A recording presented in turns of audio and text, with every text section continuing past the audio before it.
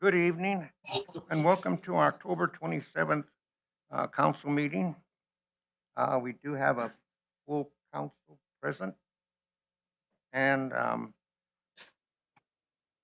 let's see, Councilwoman Alma Flores will lead us in the pledge, and then the invocation will be given by Councilwoman Dusty Brantner.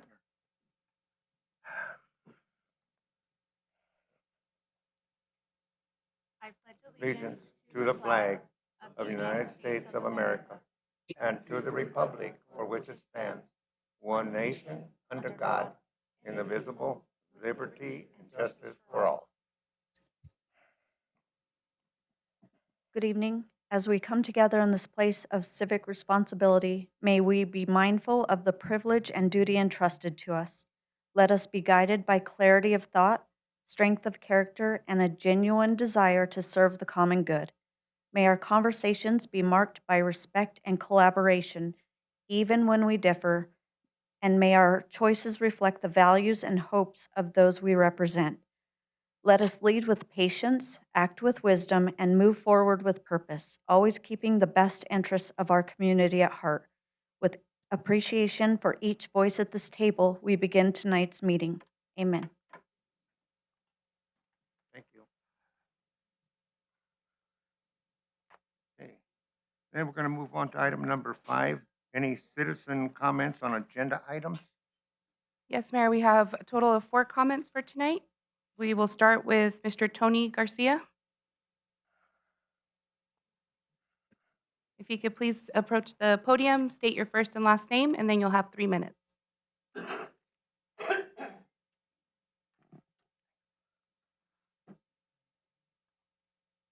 Throwing me in the fire right off the bat, huh?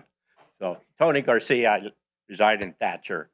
I've come out here just to want to thank you guys and show my gratitude towards you guys for everything that you have done for us out at the golf course. I work there as a marshal, and I get to interact with almost everybody on the golf course.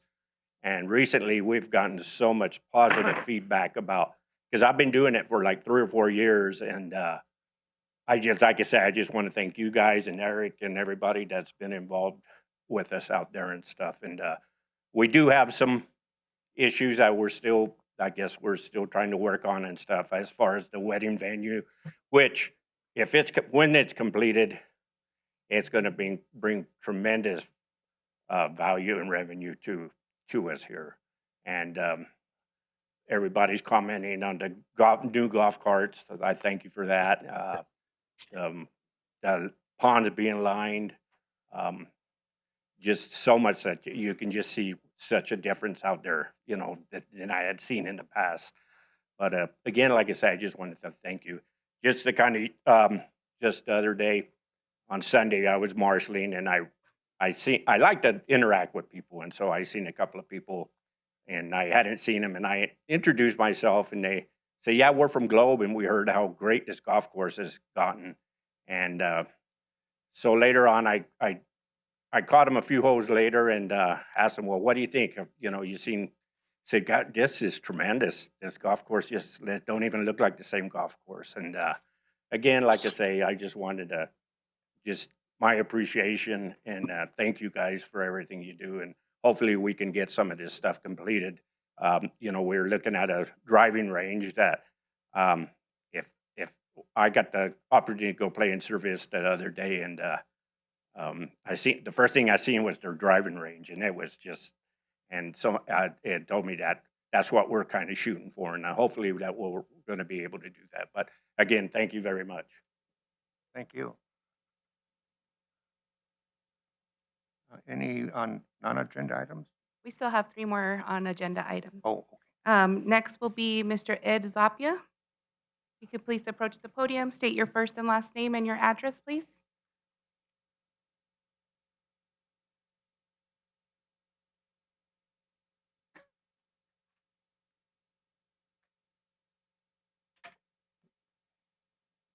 My name is Ed Zapia, and you need my address?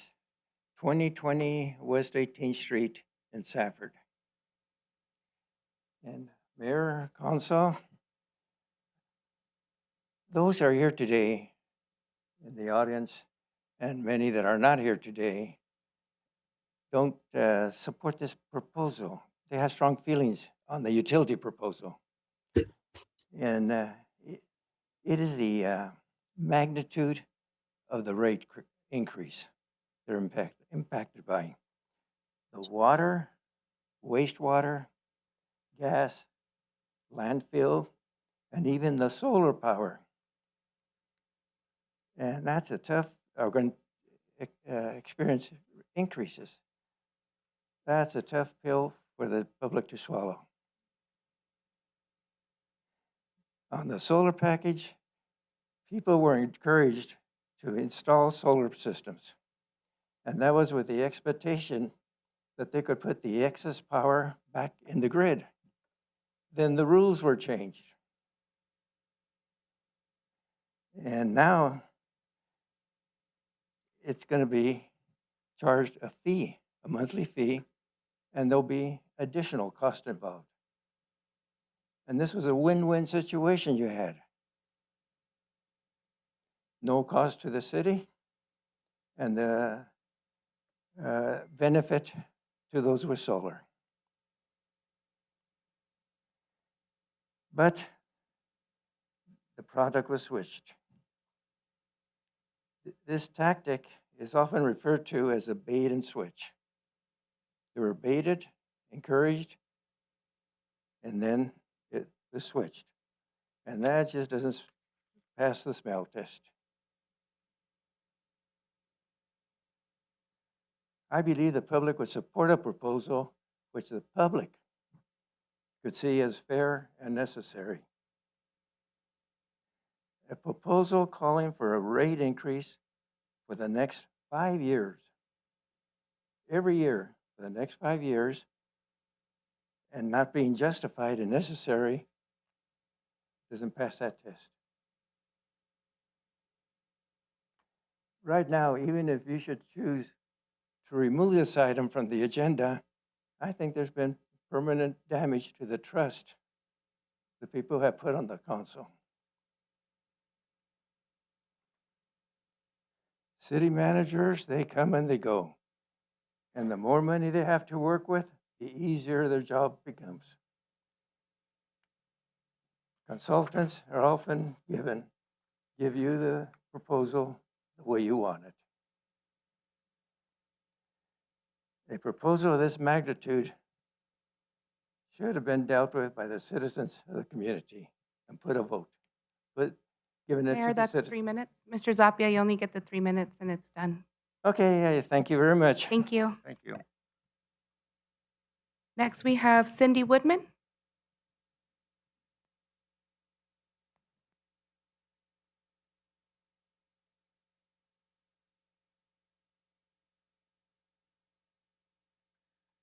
My name is Cindy Woodman, 1305 Central Avenue, Safford, Arizona. For those of you who are new to this community, the man who just spoke, Mr. Ed Zapia, is a former city council member. So he is very aware of what this community has experienced and the growth that has happened, has occurred, and what is about to occur. At the last meeting, several people spoke in support of those citizens who have solar panels, and it consisted of, I believe, 440 homeowners. And those people, we all stood up for them and spoke because we firmly believe that the rules should not be changed in the middle of the game. However, that being said, what an efficient distraction that was. Because the meeting wasn't only about solar panels and reducing how much credit those individuals would get. It's also about utility rate increases. I'm on Social Security. I'm 6 months, 7, 8 months away from Medicare. That makes me almost 65. Taxes have gone up considerably. Rate increases as far as the college have gone up. Insurance has gone up substantially. Now you're talking about utilities going up for the next 5 years. The first year includes 2025. To my knowledge, I think that the date today is the 27th of October. That means the first year, and supposedly we're going to have decreases. That means 2 months of decreases. And how many of you that utilize gas even have your heater turned on yet? You don't, because this is the time of year that we all look forward to have lower utility rates. So that being said, I just want you to think about the fact that because it's legal doesn't make it right, and just because you can doesn't mean you should. And think about that. Think about your grandmother, think about your uncle, your aunt, and how that rate increase is going to affect them. Thank you. Thank you. Mayor, next we have Ron Tolman.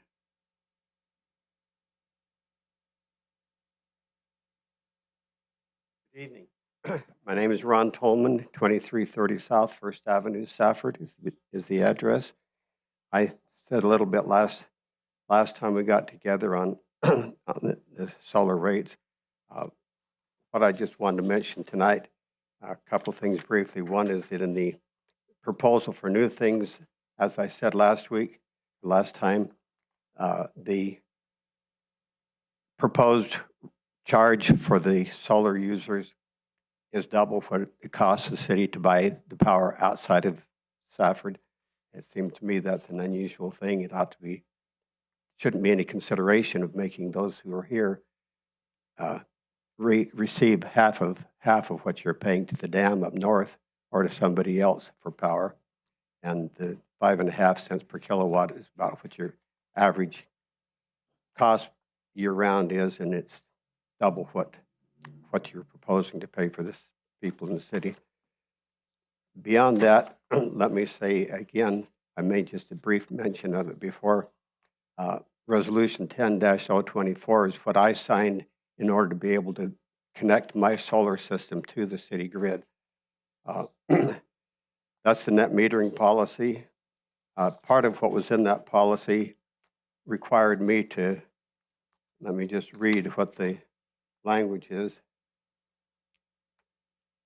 In exchange for the option to receive the credits from the city for excess energy produced from the generating facilities, this customer shall transfer and deliver to the city of Safford all environmental attributes and environmental attribute reporting rights. Goes on to other things that we will do. There must have been some value to that. Anyway, I supposed when I signed this that it was a contract, not one that could be torn up at will. I'd ask you to think about that. I really want you to know, even though we're on opposite sides of the attitude about this, the contact I've had with the city manager and the city finance manager has been nothing short of superb, and I appreciate both of them. Thank you. Thank you. That's all the comments. Okay, then we'll move on to item number 6, citizen comments on non-agenda items. Do we have anybody? No? Okay, then item 7, excuse me, we'll close our regular meeting and convene into an executive session. Mayor, I move that we convene an executive session. Before we go to executive, can I recommend that or make a proposal that we table? Mayor, I'd like to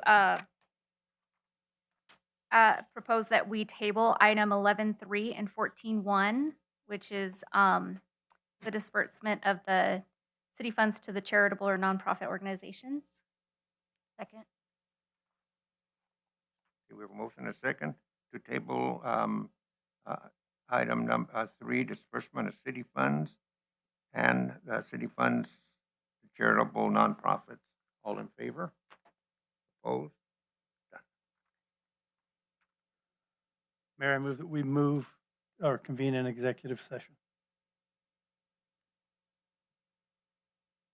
Okay. We have a motion and a second to go into executive session pursuant to Arizona Revised Statute 38-431.03 A and dash 1 9. The city council may adjourn into executive session after entering open session to take action.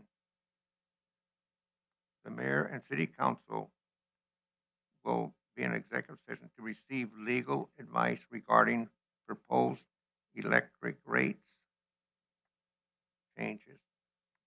John and Troy, just for information.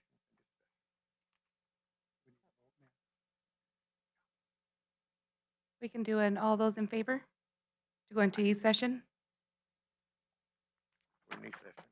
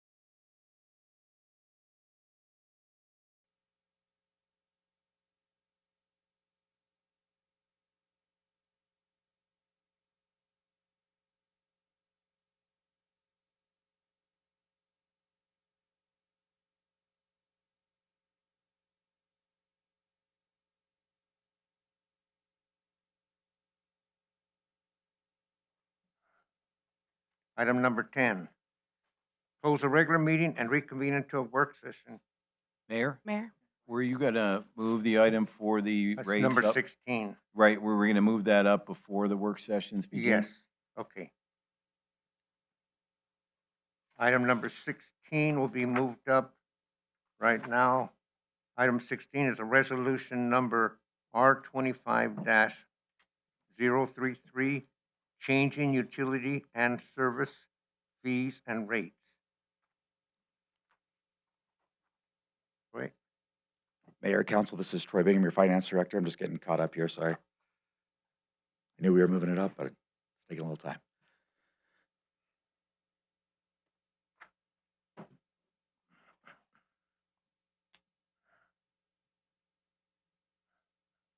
Sorry, just wait. It's almost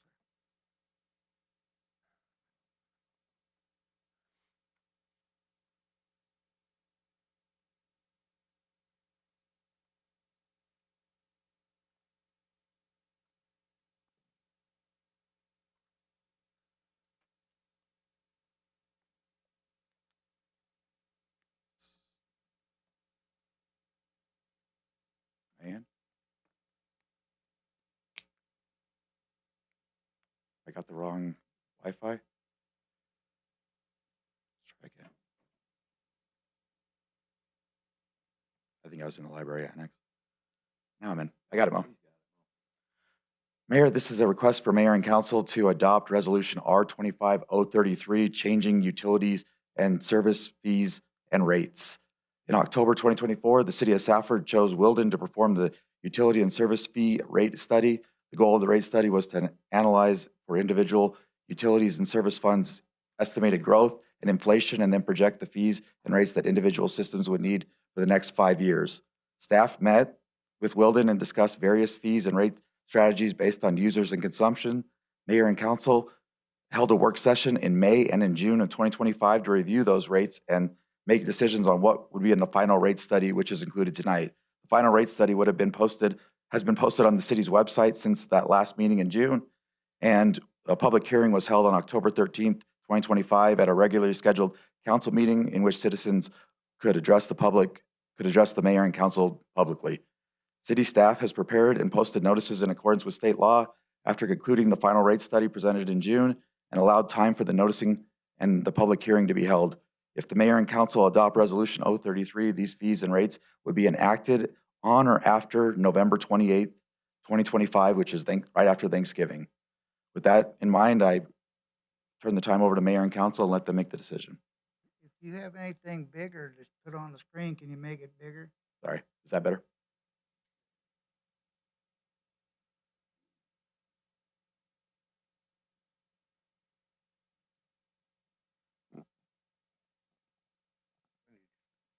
anybody have any discussion? Troy, if we approve with all the utility changes, when will they go into effect? When will the citizens see the first bill increase? So or with the decrease November or- 28th deadline, you would see them in December. So your first bill would be December 20th would be the due date with these new rates in effect. The landfill would adopt probably December 1st, since they don't go through the utility billing system. You would see changes at the landfill effective December 1st. Right, Land, December 1st at the landfill, right? And to address the comment, we're looking at the full year, not just December for our 2025, when we're talking about the 5 years of rate increase. So it correct? is by fiscal year, so it would be for not just the calendar year end. When we're talking fiscal year 2025. So it'd be December, January, February, March, April, and May, and June would Thank be you under for the that. new rate. Okay.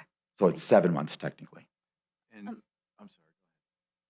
Oh, I just wanted to ask, so Troy, at that time though, you would bring to council a reevaluation of all the utilities, and if it's, and there's a possibility that maybe the next year's increase isn't necessary, and we would know at that time. Correct. So during the budget process, we're going to bring you our fund balance analysis. And if we're not seeing the fund balances as specified in this study matching up, if they're higher, then we don't need to do the rate increase. If they're lower, then we might need to do the rate increase and some. But we'd have to notice it at that point. But again, it's all based on the budget process that happens in March, April, and May. We would have what we would propose for July of 2026. And Does that make sense? yeah, well, just for clarity for the public, even if this passes, those rate increases, there is no They're not guaranteed. automatic rate increase that goes into effect, other than for the first year. During the budget process would be when you approve those rates. Each year we approve or not. We wouldn't have to notice them again because we've noticed them officially for the 5 years, but the budget process would have to vote on them as part of the budget. And our fund balances are all healthy now. Correct. You have healthy fund balances in everything except for gas and sanitation. And right now, all the rates we're proposing, there could be annually, if so proposed, raises, but we are currently going to lower the electric. Correct. It's dramatic decrease for the next 7 months. And then it will slowly come up. Even the rate increases over the next 5 years we're projecting still isn't the rate that you're paying today. So the rates are still be lower in 5 years than they are today in this study.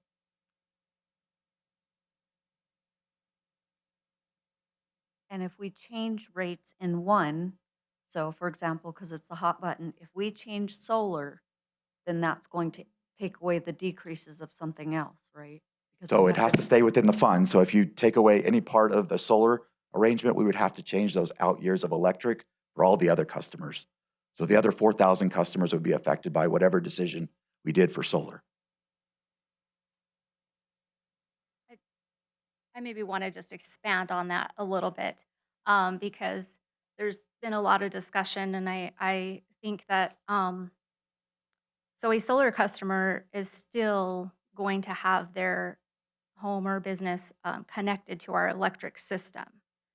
So our infrastructure is still needed and goes to the homes, and there's still a cost to maintain the infrastructures. Is that correct? That is correct.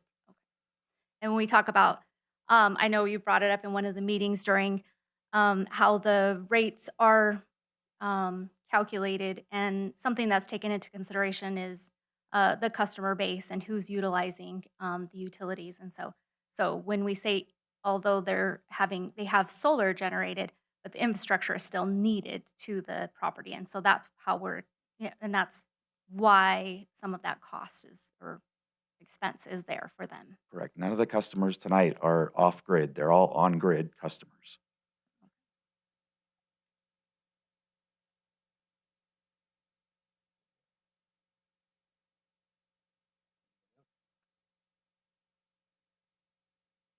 Mayor, I move that we approve Resolution R25-033. I second. We have a motion and a second to approve resolution R25-00,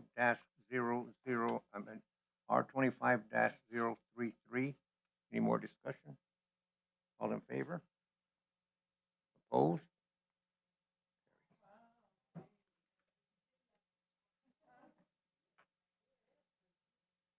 This approves resolution number R25-033, a resolution of the mayor and city council of the city of Safford, Graham County, Arizona, adopting a change to the city of Safford rates and fee schedule. Thank you, Mayor.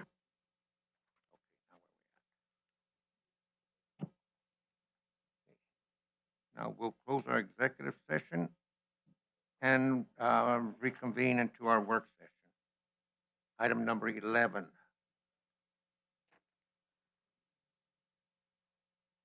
Work session. Number 1, general fund, unrestricted fund balance. Matt?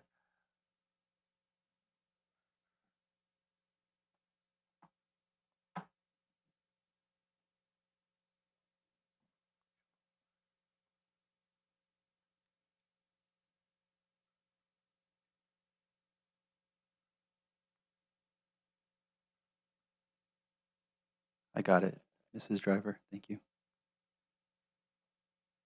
Mr. Bingham can stop casting. Thank you. Oh.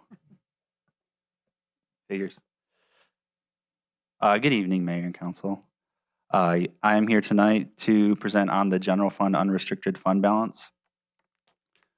A little, to give a purpose, actually, the City Council, tonight I'm going to give them the information regarding historical, current, and projected use of unrestricted fund balance in the general fund. So just the general fund tonight. including operational expenditures and capital project funding in relation to the city's minimum fund balance policy. A little background, I'm going to talk about our current fund balance policy, and then we'll go into the analysis portion. So currently, the City of Safford's fund balance policy establishes a minimum general fund reserve equal to 50% of the prior year's operating expenditures, so actual operating expenditures, plus the current year's debt service. This minimum is calculated annually and serves as the baseline requirement for the general fund reserve. The unrestricted fund balance changes each year based on the difference between total sources and total uses, or your expenditures and your revenue, or your revenues and your expenditures. The total sources include revenues and other financing sources. Total uses include operational expenditures, capital project expenditures, and other financing uses. Those would be your transfers out. Capital projects funded through the general fund are budgeted in addition to operational expenditures. Historical data from fiscal year 20 through fiscal year 24 and projections for fiscal year 25 through fiscal year 30 show year-to-year variations in the unrestricted fund balance. Changes reflect the timing and scale of operational expenditures and capital project allocations. Analysis: the general fund's unrestricted fund balance changes from year to year due to the combined effects of operational expenditures, capital project funding, and annual revenue collections. Capital project funding levels vary annually based on project timing and scope, while operational expenditures reflect ongoing service delivery and program costs. The city's minimum fund balance requirement serves as a baseline for maintaining reserves. Actual unrestricted balances have remained above this requirement in recent years and are projected to continue doing so under current forecasts. The required minimum reserve increases incrementally over the forecast period, reflecting growth in operational expenditures and debt service as it goes into the calculation. Both operation. Mr. Hostel, Yes, sir. is this going along the lines and coming in front of us kind of because someone asked, do you have $25 million in the bank? And wanting to know, if we had $25 million in the bank, how come you're not spending it? And when I tried to talk to them, it's because they were in different pockets. Is that we're going to cover some of that? Mayor Councilman Lopez, this presentation is not based on that, actually. This presentation is kind of the genesis of this is due to the capital project or the capital improvement plan and what is on the horizon for the city. And this is just to kind of give council an idea of our reserves that we have for some of the larger projects that we've been talking about going forward. Because we're building funds over the fund balance, and we should use them because we've said. And if I may, so the reason why you carry reserve balances like we are is so that you can do large capital projects. You see the similar thing in our enterprise funds. Anything above our operating expenditures is going to go into our reserves to fund future capital needs. So that money just doesn't sit there forever and ever. It is to fund future capital needs. Similar to the general fund, the money that is sitting in our reserve is to fund future capital needs, which the city has talked about, council has talked about in previous work sessions and meetings about possible capital projects that are on the horizon that would require the use of these reserves. And because we have satisfied the 50% and we're above that, so we do have projects that we can use that for, and we do need to get on it. Correct, and anything that we would spend on those projects, unless council directed, which all our projects go in front of council anyways, would not be dipping into that 50% plus debt service. So this would be using the portion above that. Okay, I think I'm ready again. Okay. You might have taken a lot of my thunder out of this Oh, sorry. presentation, but it's okay. We'll kind of wing it now at this point. So the financial projections assume, so this is important to note, that they assume an annual revenue growth of 5% based on historical trends, anticipated economic conditions, and known changes to state shared revenues and local tax collections, which make up the bulk of the revenue that we receive in the general fund. Expenditure forecasts incorporate an annual operational expenditure growth rate of 6.5%. This is reflecting expected increases in personnel costs, operational needs, and contractual obligations, as well as scheduled capital project funding as adopted in the city's capital improvement plan. The combination of these revenue and expenditure assumptions provide the framework for projecting the future fund balances and assessing compliance with the city's fund balance policy. The accompanying chart displays the historical, current, and projected relationship between the required minimum reserve, restricted amounts, capital project funding, and the portion of the unrestricted balance available above the minimum requirement. This view provides context for how reserves are allocated and how available balances may be used for both one-time and ongoing needs. So I have a brief presentation in your packet. You also have a couple charts. This presentation is just kind of aid into how to read those charts. So I'll just go through the presentation briefly, and then we'll jump into the figures, and I can explain the charts and the figures more. Any questions before I jump in?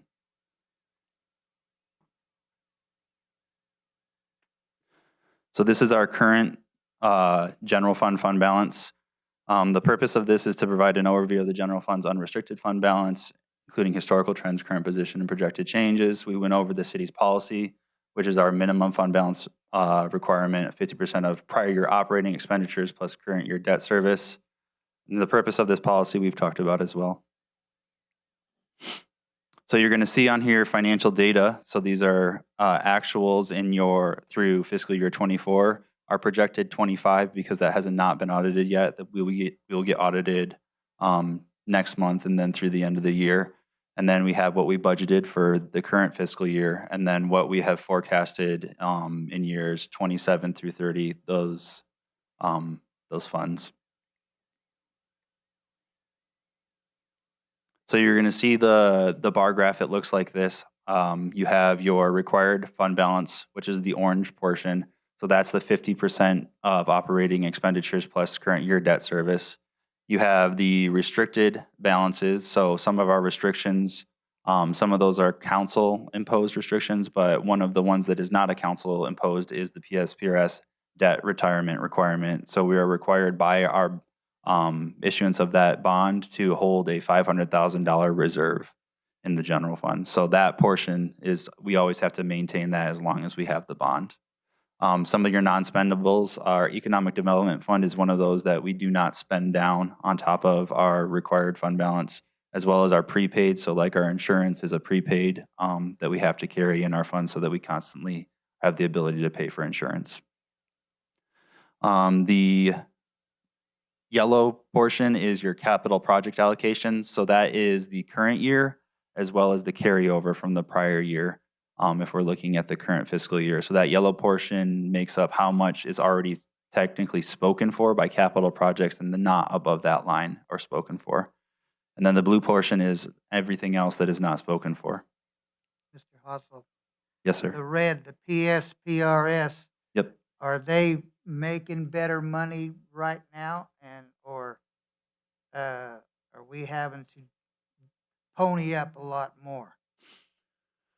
In terms of the funding status versus unfunded, our funded status remains above 90%. So in PSPRS, we are still at above a 90% funded. We are monitoring that very closely now to make sure that if we do have to cover any unexpected costs in that, or if they're not performing as well as they do in their market, so that it doesn't get to a point to where we're at like I think it was 30% maybe funded. I can't recall what we were. We don't want that to happen again. And so we are monitoring that pretty closely.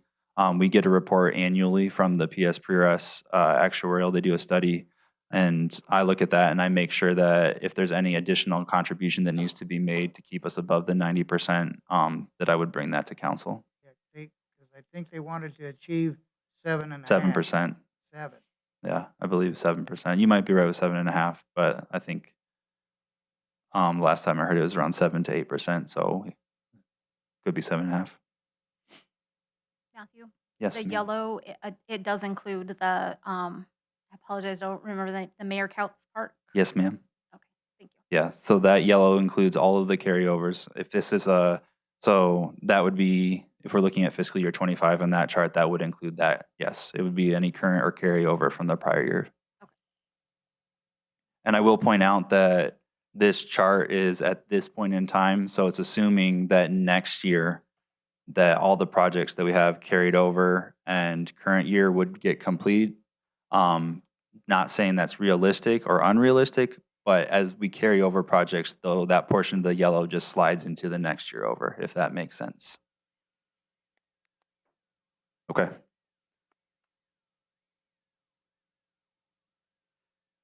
Kind of went through a lot of this, so I'm not going to dwell on any of this.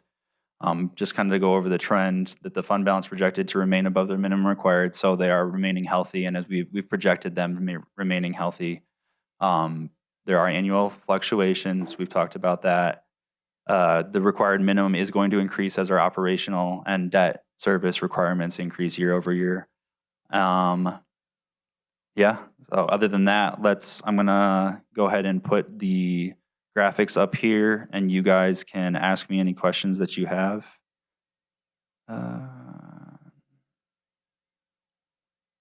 Sir, how is the need for us to dip into contingency funds affecting this?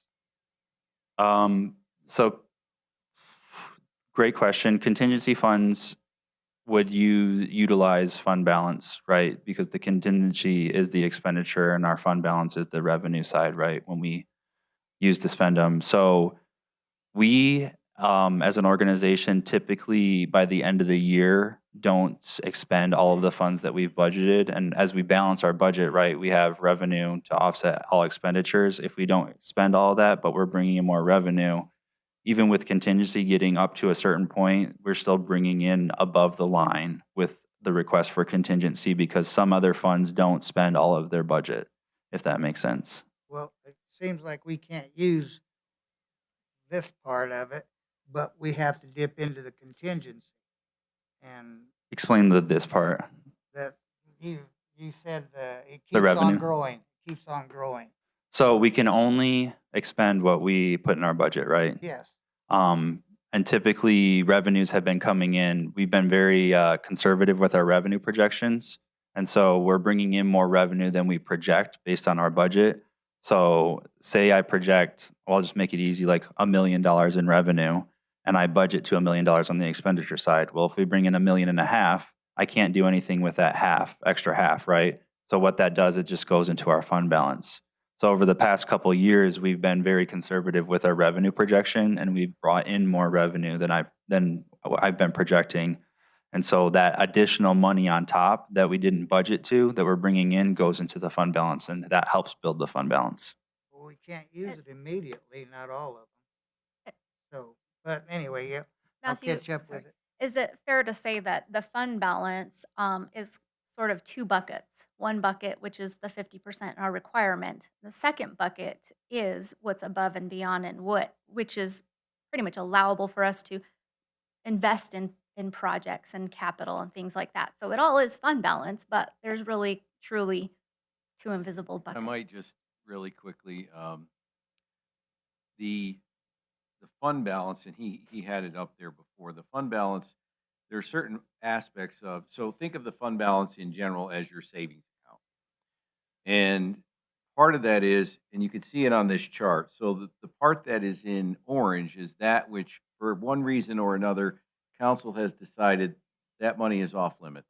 You take that money out, you set it over here, you don't use it unless we come to you and say, can we use that, right? And within those layerings, so the yellow part represents capital projects, and as Councilwoman Flores pointed out, you can see in 24-25 that yellow is much bigger because of Mayor Couts Park, which is an $8 million expenditure in the general fund, which is unusual, right?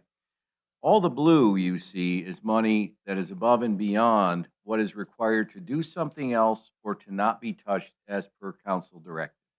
And every single one of the funds uses that additional flow above the orange and the red, because that's set aside, you can't touch it, to cover ongoing costs in your capital programs. So when we looked at the enterprise funds, one of the things that we did is we used some of that blue to keep the rates lower, right? So we brought that amount down, but we made sure we had enough of the yellow for capital projects to keep doing it going forward. So the simple answer is the orange is what you have said, do not touch. The red is what the state has said, do not touch. Yellow is what you spend money on for capital, and blue is what's left over after you do all those things. And one other quick question, and when staff comes to council to request to use contingency, we're really using from that blue area? Correct. Okay, thank you. Yay, Correct. blue. Yay, blue. Question. Our state's in a deficit right now. The federal government shut down. Are we taking that into consideration in these forecasts? Is some of this actual received money that we're banking on, or are we kind of banking on hoping and crossing our fingers money? So we are monitoring very closely as that, as all of the stuff that's transpiring at the federal and state level. As we receive, so the major portion of the revenue that we receive in the general fund is our sales tax, our local sales tax. Fortunately, there are consumers that are still purchasing in Safford. And so as I monitor month to month on the trend on that, we still are seeing a year-over-year increase in our revenue on the local sales tax portion, which is about 60% of what we bring in the general fund revenue. So our largest general fund source is still seeing a year-over-year increase. I've been monitoring it very closely as this stuff has been transpiring. And I just did submit the one for September, and I think, if I can recall correctly, don't quote me on this number, but you'll get the report. It's around $100,000 year over year that we've seen through this quarter. That might be aggressive. It might be closer to like 80,000, but we still are seeing a year over year increase through this quarter, which is a good thing.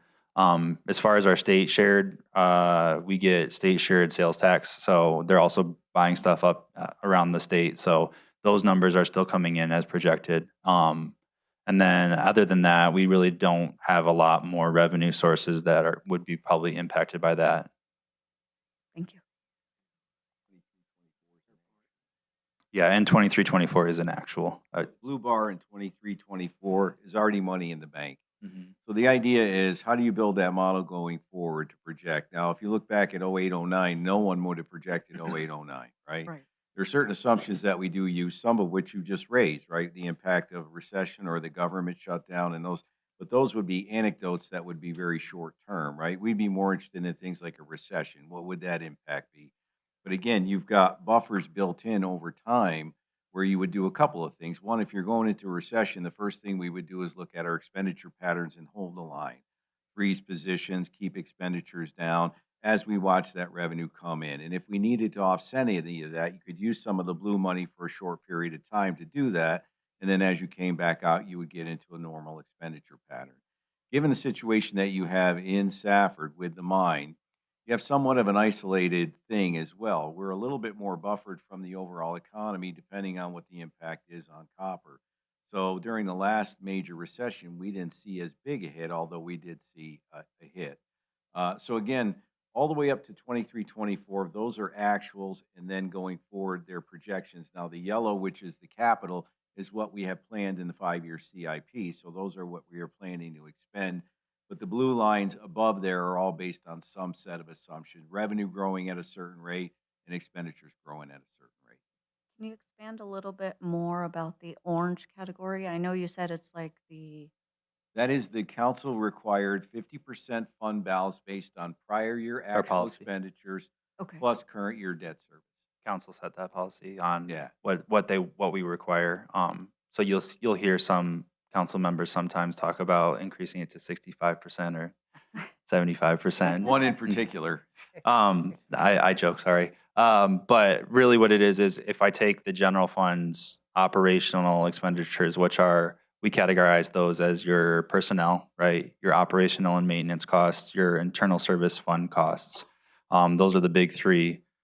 Whatever in the last year we spent on those in all of our general fund departments, I take half of that and I say, this is how much we have to have in our savings, plus whatever our current year debt service is. So we know what we're going to pay in debt service unless we issue new debt. But I mean, typically we're going to know if it's new debt, the payment's going to be on that.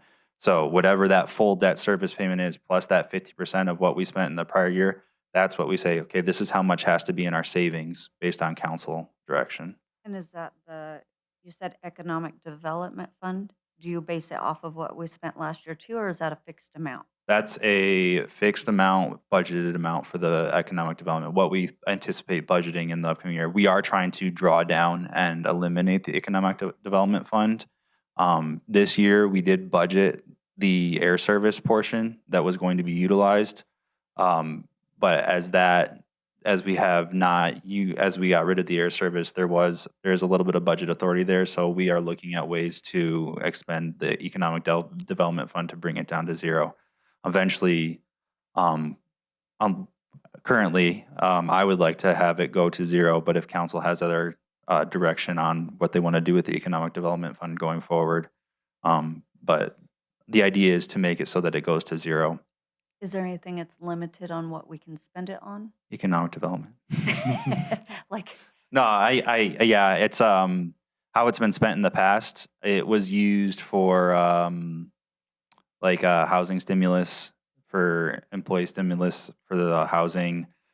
We've used it for the air service. That's an example. I do believe we used it for water meter waiver, or sewer meter waivers. Outside of that, maybe some projects, some economic development projects that we've had in there. Those are a couple examples. And I did want to point out one other thing, that orange area, based on industry standards, typically your amount would be half of that. So my predecessor took it upon himself to say, we want to make sure we buffer ourselves and really be conservative and give ourselves a healthy fund balance so that if anything happens, we don't have to worry, we'll have money to go to. So typically you're at about 20 to 25%. Your policy is not only 50% of prior actuals, but plus current year debt service. It's a very conservative, meaning a very large number that's in there. So it's twice what is typical, even more than that. thank you. So I've given you a visual with the chart, the accompanying kind of, I guess this is the table above. This is all the numbers that are associated with those, and I tried to put the color next to it in the side that correlates with those. Working with the city manager and the finance director, I think we came up with a way that kind of flows through, so we're able to. I'll just go through our budgeted year to walk through it. I'm not going to go through every single one line by line, but it's just for your information. You have this now. But if you look at budget year, fiscal year 25, 26, our beginning fund balance going into this current fiscal year unaudited was 19.896 million. So this is in tens of thousands. So not 19,000. no, 19.896 That's million. dollars and thousands. Yeah, it does say dollars and thousands. So Give me a heart attack. that's fine. That's your job. Total revenues. So this was based off of the projection of what we believe and what we have projected out for fiscal year 26 to come in revenue. So 21.68 million, 69 million. Then we look at the expenditures.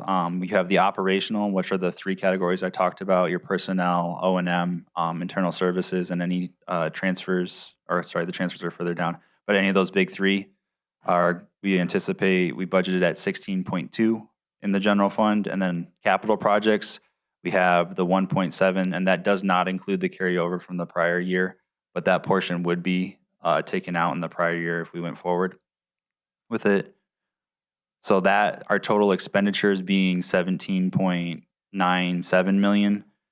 We have our transfers in and out. So one of our big transfers out is the transfer out to the HERF fund, which is a fifth of our local sales tax that we generate goes to the HERF to help them maintain the roads and sidewalks in that fund.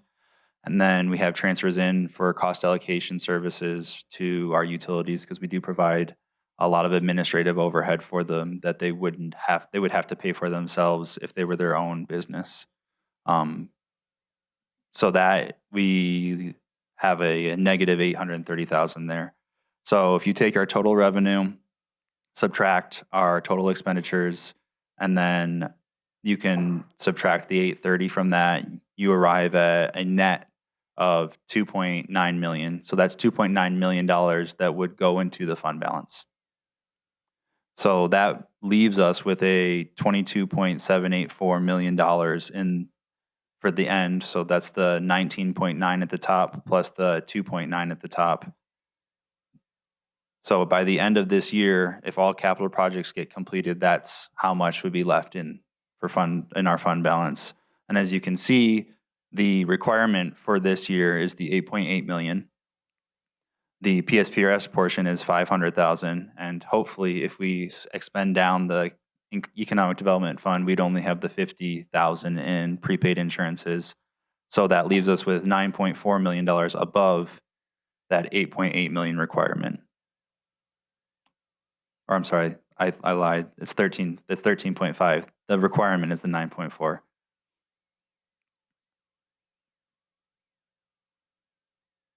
So that's just one portion of it. And as you can see, the 22.784 million, the ending fund balance, you can follow that number over to the next column, and that would be the beginning fund balance for the next year. And that continues every year thereafter.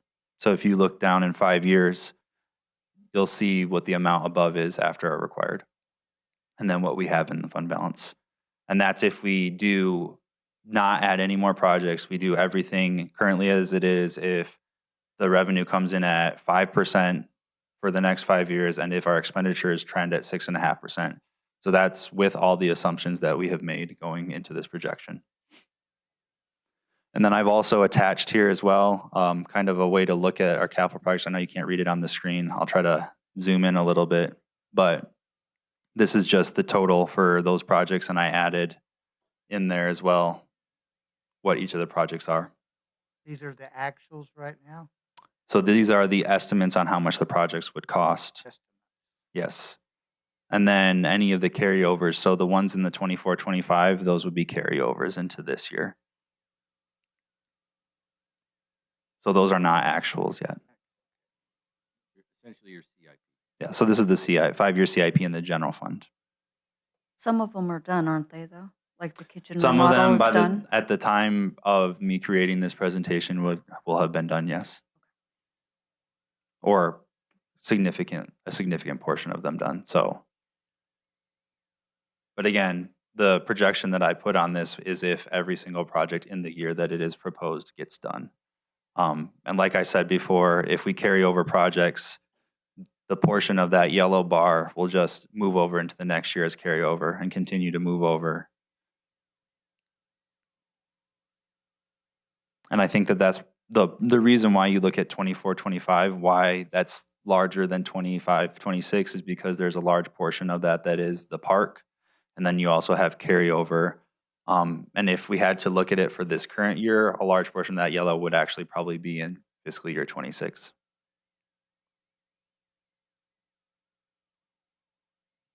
Any questions? If you had to look at this list, the 25-26, what portion would you say can realistically get completed this year? All of it. I said realistically. I added a qualifier. That's a Lance Henry answer, by the way. So I do believe we're doing a lot to revamp how we do capital projects and the process that goes with it. And so in this year, going into next year, there might be a couple of projects that do get pushed out or carried over just based on need, and then also what's required now for the capital to get into the capital improvement plan. I would love if all these projects got done. I would love if all of the carryover projects got done too. I think being realistic with project timelines is important.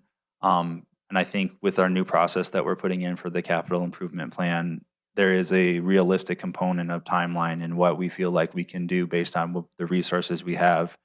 And so this might be spread out over more years, just based on the hours that we have, or there might be more external contractors that come in and do some of these projects because we can't realistically get to them in one time.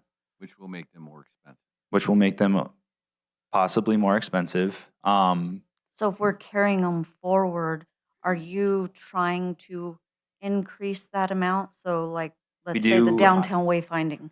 Are you Correct. increasing that the next year? So So in our capital project, when we look at them going forward, if we ever carry them into another year forward because we didn't get to them, there is a inflation factor that we put on projects going forward. Also, we reassess. We just this week will be opening up submissions for next year's CIP, and so we did implement, or we are trying to implement, kind of a new way for departments to submit them and be more explicit with costs and timeline. And so I think that that's going to help us with exactly what is internal, external, what we can get to, the man hours that are required. So some of these are easy ones though, like fleet management software. That's just, you go buy the software, right? Other ones are just a piece of equipment. So a lot of those are easy check off the lists. Realistically, I would say probably 75% of these projects can get done in the current year. But also it depends on the need. If needs change or if other operational things come up, then there's a prioritization with it. Any other questions?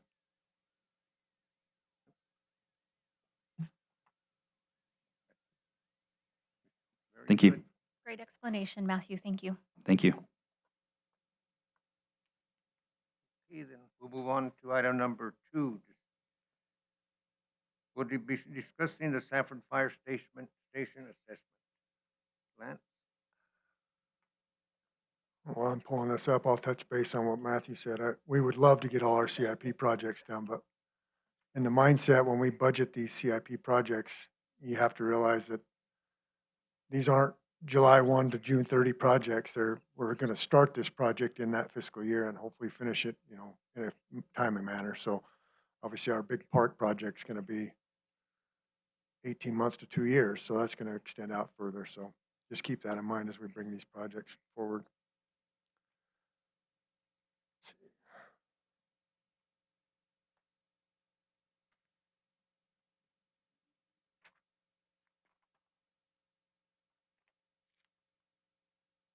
All right, Mayor and Council, good evening. I'm bringing a work session item to review and approve guidance regarding the Safford Fire Station assessment. Just a little background how we got to this point. On March 10th, 2025, City Council approved replacing all the funds for the fire station restroom remodel project. It was budgeted in FY25 to a new project to assess the current fire station building for a potential remodel and providing pricing on building new versus renovating the existing facility. Staff reached out and hired BWS Architects. Some of you may remember them. They're out of Tucson. They did our police station design. They're the architectural firm that did our police station. We hired them to complete an assessment and present their findings. And I've got Frank Slingerland here with BWS Architects. I've also got Patrick Anderson, our chief of police. And I'm going to turn the time over to Frank and Fire Chief. Fire Chief. Sorry, Patrick. Sorry, Brian. Anyway, I'll turn it over to Frank and I'll run the slides. And this is a work session item. So if you guys want to ask questions as he goes along, we can pause and move things around. Hello, Mayor and Council. Thank you for having me here tonight. It's been a pleasure working with Patrick and Lance and your team in looking at this project. I'll just give you kind of a quick overview of what we've done so far, and then we'll look at the options that we generated and the costing associated with it.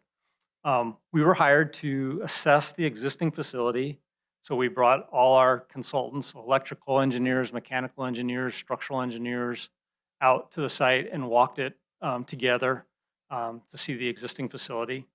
After that, we were also hired to determine the needs of the fire station now and in the future. And then we generated a range of options for the team to consider. And we did this, the range of options, to provide a variety of scopes and a variety of costs. So you had some real options to choose from. We weighed the pros and cons together and did this, 3 different times. And then we kind of settled on the options that we're going to share with you. And then after that, We also looked at some of the sites around the city of Safford to test fit a building on the various sites just to determine whether or not they were adequate for a fire station. And so on the screen right here is the existing fire station, which is near City Hall, of course, you're familiar with that. Let's go to the next one. This is our measurements of the existing facility so that we had kind of a basis to work over, and that's the existing floor plan of the existing facility. Let's go to the next one. And then our first concept was kind of what we were calling the minimal effort, which was the renovation of the existing facility in place with the addition of one bay to the north for a new apparatus. This, of course, could be broken down into smaller projects even if you wanted to. Like, for example, if you just wanted to add the apparatus bay to the north and not do any of the renovation work to the rest of the facility, that's something we could do. And that's something we could explore, but we didn't for the purposes of this exercise because we'd have a million of those options if we wanted to. So we kind of narrowed it down to these three and then the two sites. Let's go to the next one, please.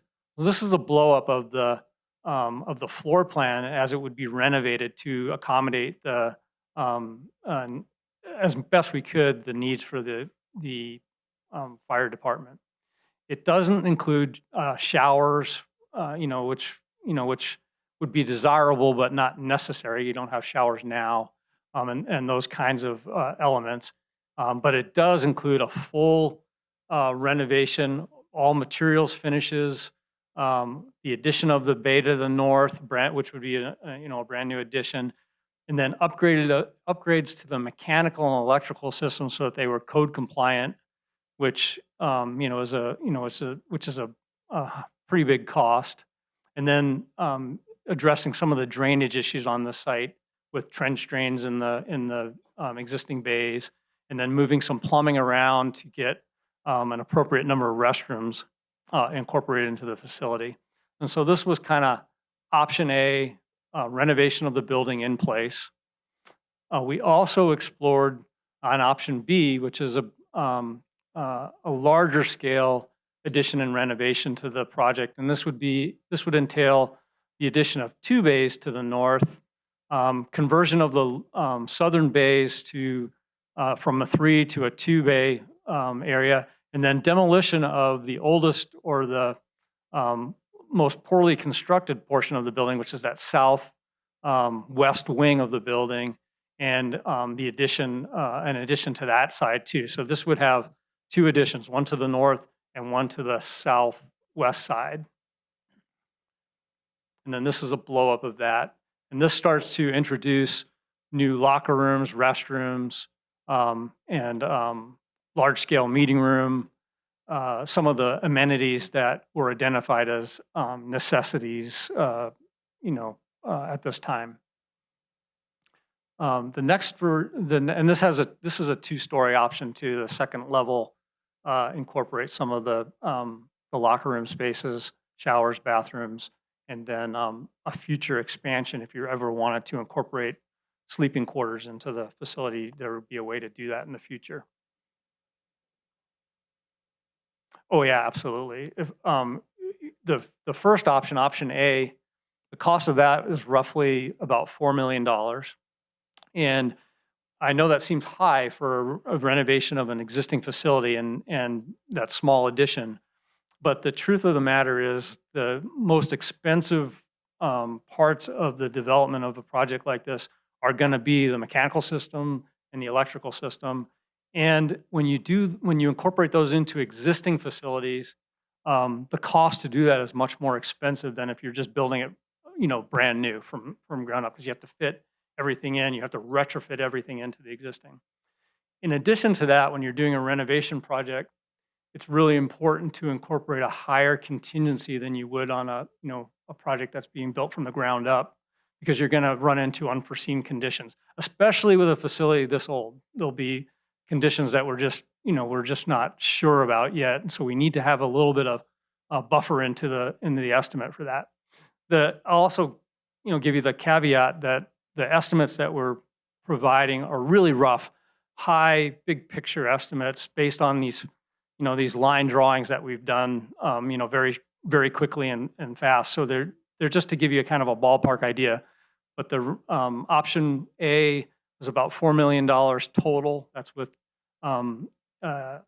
construction costs, project costs, which are furniture, fixtures, and equipment, fees for consultants and for permitting, and then also the addition of a generator. All that would total roughly $4 million.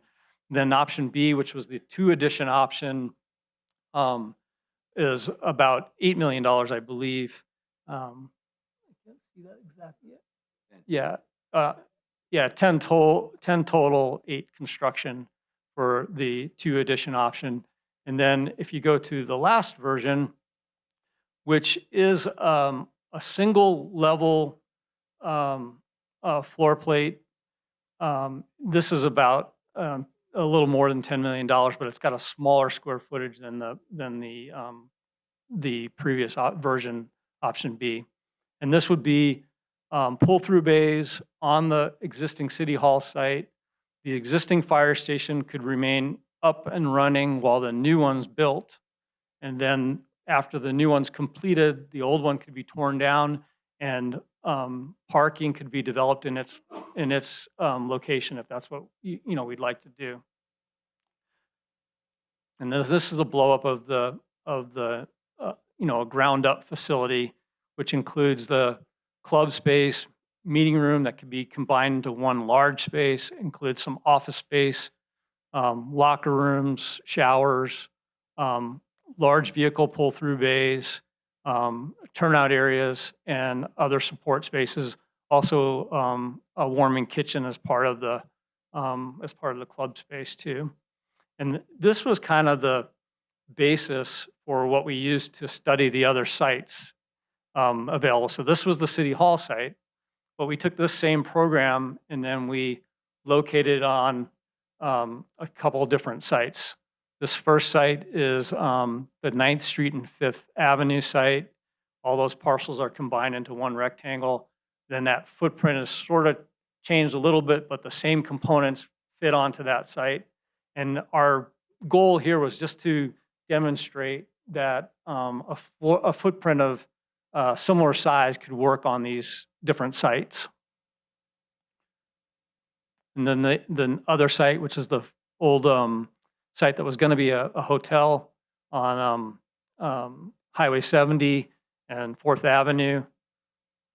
Same thing, we adapted the floor plate to this site just to check it and make sure it would be adequate for a project like this. And then the budgets for all 3 of the new ground up projects are right around $12 million. Or right around 10 and a half. They're 12,000 square feet. The 2 site locations that are being considered, we already own those properties. Yeah, and each has its, Patrick could speak to them, but each has its, location issues, that need to be considered too, in addition to whether it can, the building can fit on. So that's the process that we went through. We generated lots of iterations of this. We looked at the pros and cons of each of these, and then we wanted to share them with you so that you had some information at your fingertips to, inform a decision or direct us, with the next steps. Lance or Patrick, is there anything else I should add to this conversation? Well, I did want to mention that and I think Patrick's making his way up here, but we do have the fire district board members here as well, because obviously right now the way that the things are configured, they share in the costs of these. And so the whole point of this meeting in this area is to say, if we were to do a renovation, because that's one of the things we looked at, what does that look like cost-wise? What do you get? If we build new, here's an idea of what that would cost. There's been discussions on location where is the best location, and some of these sites had earlier been predetermined to be good. And again, in having our discussions, I actually, I asked the fire chief from an operational standpoint, what does he prefer? And so again, there's board members here from the fire district. If they wish to introduce themselves, they can. But I wanted everybody in the room, because as we have this discussion, it will impact everyone. And so I thought this was a good way to get us all at the same point and having the same discussion as we lead ourselves into the next budget cycle. And that was part of the reason we also did the general fund discussion. So just as a background. I did want to make a couple of points. So the costs associated with each site, obviously there's demolition if they were to stay on the existing site and move it to the other side on 8th Avenue. So the two locations had a demolition cost, which one was on the Public Works Yard 2 site and the library site. That's this one I've got pulled up. The costs that aren't in this evaluation would be relocating Public Works Yard, relocating library annex if need be. Those costs aren't associated in here. The demo costs of existing structures are in there. And then the last site on the highway, obviously we bought that property. We're going to get rid of that concrete slab. There would be no demo costs. It would just be construction costs. So you'd save that couple $100,000 in demo costs. So, Chief, you got something to add? Good evening, Mayor and Council. I just wanted to comment on the locations on it. I lean towards keeping it over on the City Hall lot there. Issues with out on the highway is most of our volunteers live on this side of the highway, so responding to calls crossing over a busy road, could be dangerous. And then over here on the Central and 5th location, it doesn't really have good major roads going south, so if we're going down towards Glen Meadows or stuff like that, we're traveling down Central or 5th. And from experience in the past, most people that live on Central and 5th are already kind of fed up with the ambulance traveling up and down most of the time with lights and sirens and stuff like that. So I tend to lean north towards this site here. It gives us good road access, between 8th to take us south or to get back out on the highway.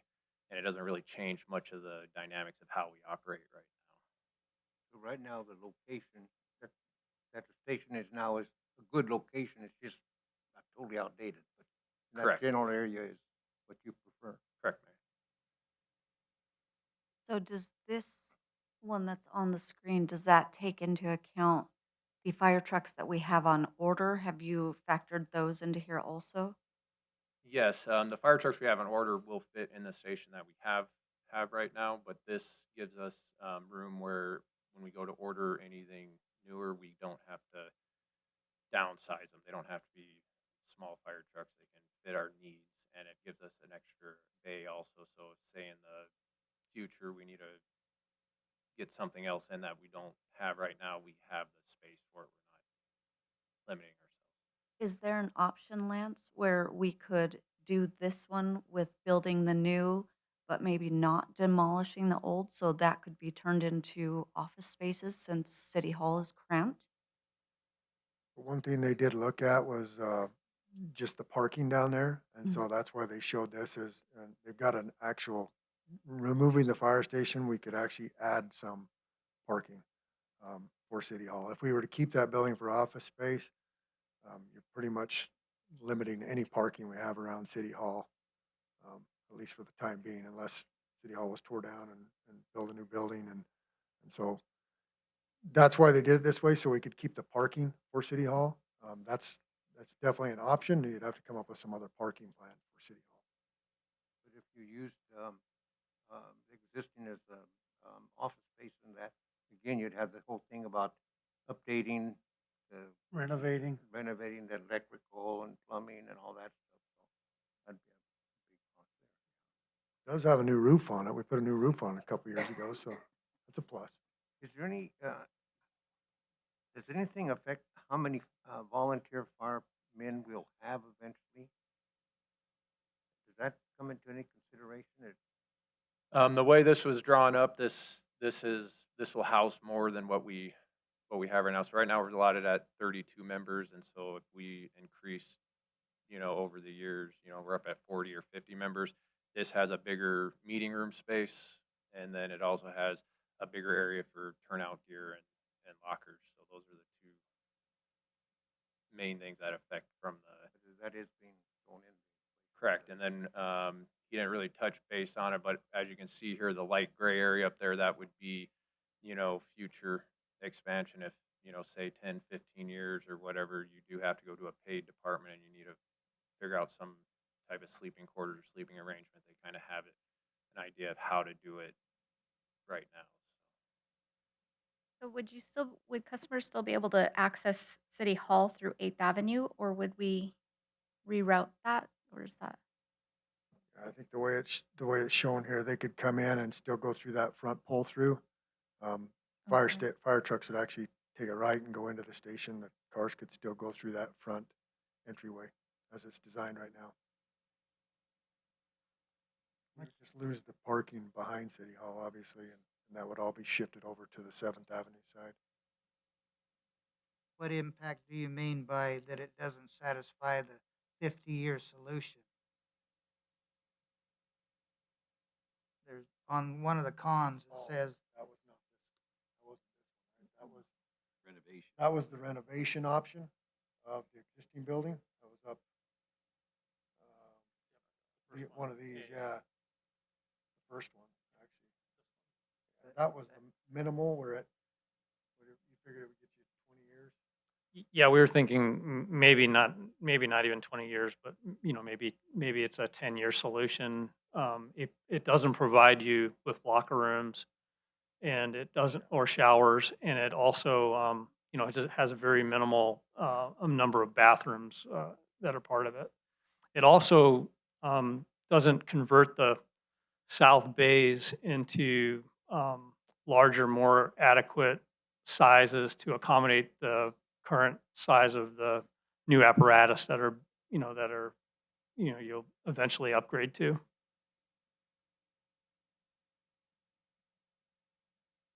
Mayor and council, with this design here, it doesn't really give us the room to expand with membership either. When you look, we basically moved the meeting room from where it's at now back into where the old magistrate court is.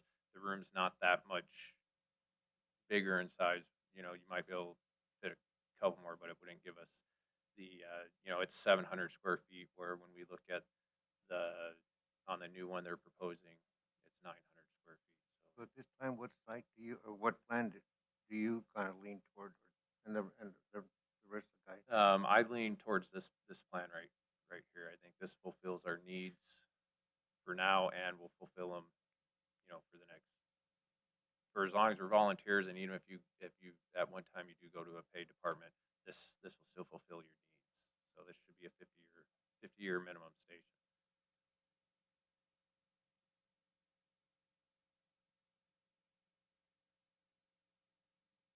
The comments, remember, we're in work session, so. In the yellow, so you've got the locker room. Are those X's? Are those beds?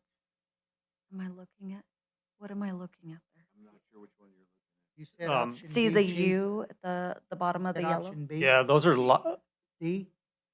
C? yep, option C, and then these are locker rooms. So right above where the 7th says? Is that what you're referring to? Yes. Yeah. Yeah, so right there, right above the 7, those are lockers, those 3 X's? Those are showers. Those are showers. Yeah. I thought you meant the green area. And the idea was that the restrooms could be used from inside the building, but also from the apparatus base, so they were kind of serving double duty. Gotcha. And you guys do have the public that comes in as a female. Have you looked at dedicating space for the females? Like you may have some nursing moms that come in. Do you have a dedicated space that would allow them, that's actually dedicated for them? Like a nursing room? Right. No, we don't have that in here right now, but we could definitely incorporate that into the plan. That's a great suggestion. We do have separate men's and women's locker rooms, but we don't have a nursing room right now. Thank you. So just, go ahead.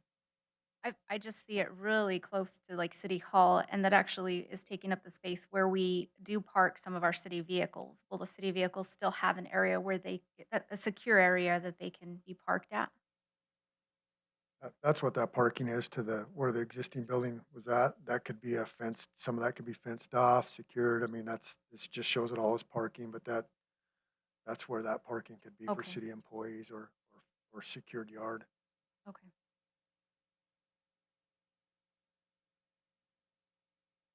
So, were you gonna say something?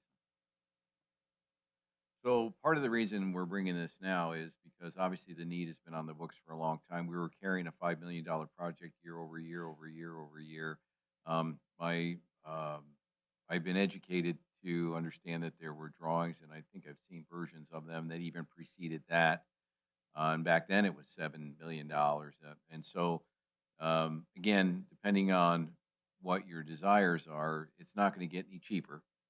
And the idea is that we build it didn't seem logical, but to throw $5 million at a renovation that's going to last you 10 years, it seemed more important to have a longer term solution, particularly when we're in a position to address that need at this point. So those were kind of considerations that we had. What are the funding options for a project like this when we're either going to have to, I mean, our district is either going to have to up their taxes tremendously to their district to fund this quickly, which I think the city wants to fund their part quickly, kind of like we did the police station. But if the district needed to string that out, I mean, what options do we have, and what are their options as far as? You gonna jump in there, sir? I mean, we need their buy-in on this if we're gonna do it. Hence the invitation. Right, And but again, it's a work session. but they don't get to ask questions, so. Oh, they No, can. they If can. the They mayor can come would up and like ask. them All to right. comment, please. I mean, Please the whole comment. point is to have them Yeah. here. I just see this as I mean, they just got hit hard on some big trucks, and I'm guessing they're broke at the moment. So this has got to look, So why don't you address the financing first, and then if someone would like to speak and make comment once he's done, would that be okay, Mayor? That's fine. Okay. So as you saw in the presentation about the general fund, we could cash fund this operation. What we have in the general fund blue is sufficient to cash fund any of these options. The fire levy does pay half. So when we're talking about half of this, that ultimately makes it even more affordable for the city. We could debt fund it. That would probably be beneficial to the fire levy because they don't have the kind of funds we have right now in the bank. They don't have that kind of blue, but they do have funds, they'll tell you. But a debt service over 30 years, Keith will never admit to it, but he shows it. There's money. But yeah, a debt funding for them would be more beneficial. It would keep the payments probably about $200, $250 a piece over the next 30 years, but we would have a 30-year engagement with each other. We can't break up. You have to be together for 30 years paying the debt together. So this has to be a solution for the next 30 years. With that in mind, I'll turn it over to Keith.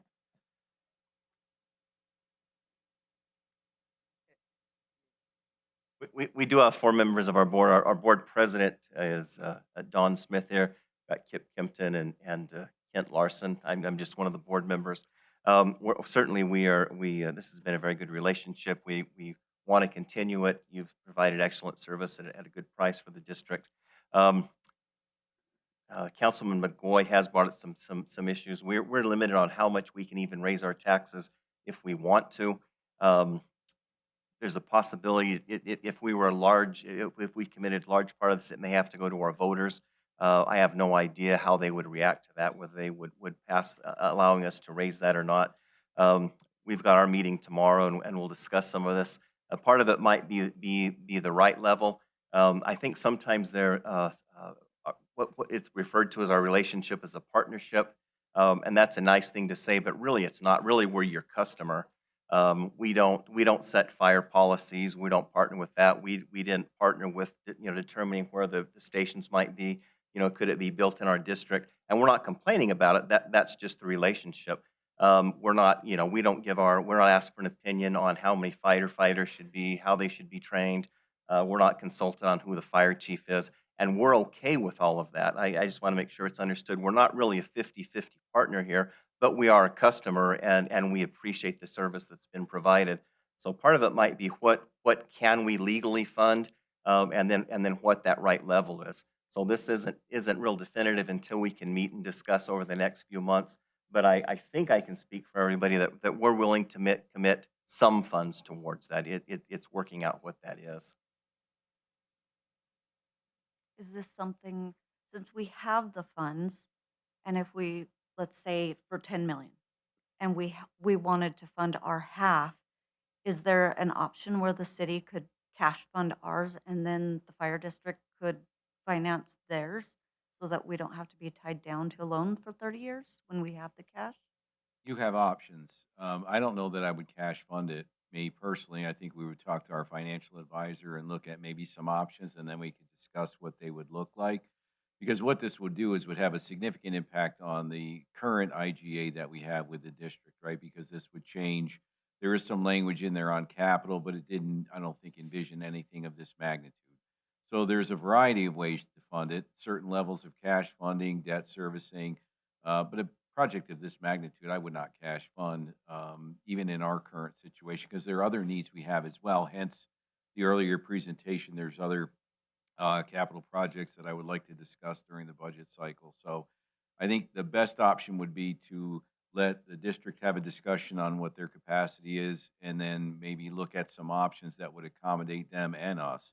And that probably is a little bit more involved than would be typical for a project like this if we were doing it on our own.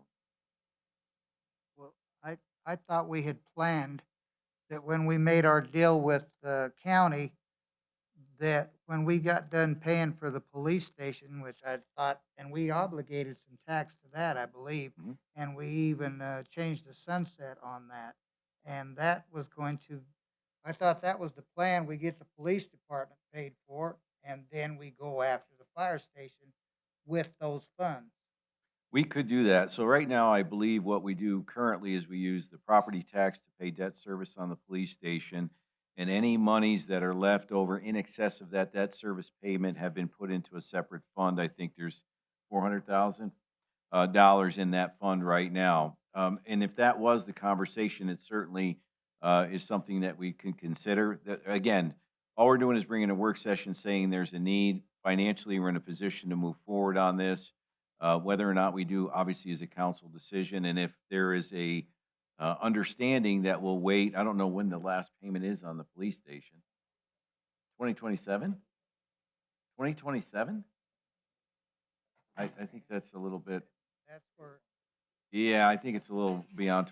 So anyway, we'll have to check that. But if you wanted to wait, you could. I just don't know at this point what the benefit would be in the sense of, I think when we envisioned kind of picking up and waiting for the debt service on the police station to end, it was predicated on the ability to pay. And I don't know that that is the case. But I think that given our ability to pay right now, again, I don't think it's going to get any cheaper. We'd have to work with our financial advisor to look at different ways to configure this. We would look at the effect of the debt service and also the impact on the fund balance, because again, current year debt service becomes part of that fund balance requirement. And I think Matthew worked that into his numbers. So there's a lot to be talked about, including that. I kind of thought we were planning on that. I thought it was a sales tax, and we even extended the date on it out. That was for the HERF. We put an extra half, the 0.5%. So the 2.5, the half was for streets, and that sunsets in 2030. Okay. So you're going to look into what I might be talking about. Yeah, I don't believe I do think there was discussion, maybe Councilwoman Flores remembers, but I do think there was a discussion about waiting till we paid off the police station, I think, in order to move forward. And in that period, we would accumulate monies in Mr. excess Casella. of what we paid on the debt service. I came in kind of on the back end of that, so. I don't know about waiting, but we were planning on that's about the time, but we're moving on it now. I don't want to hold it Mr. up. Casella.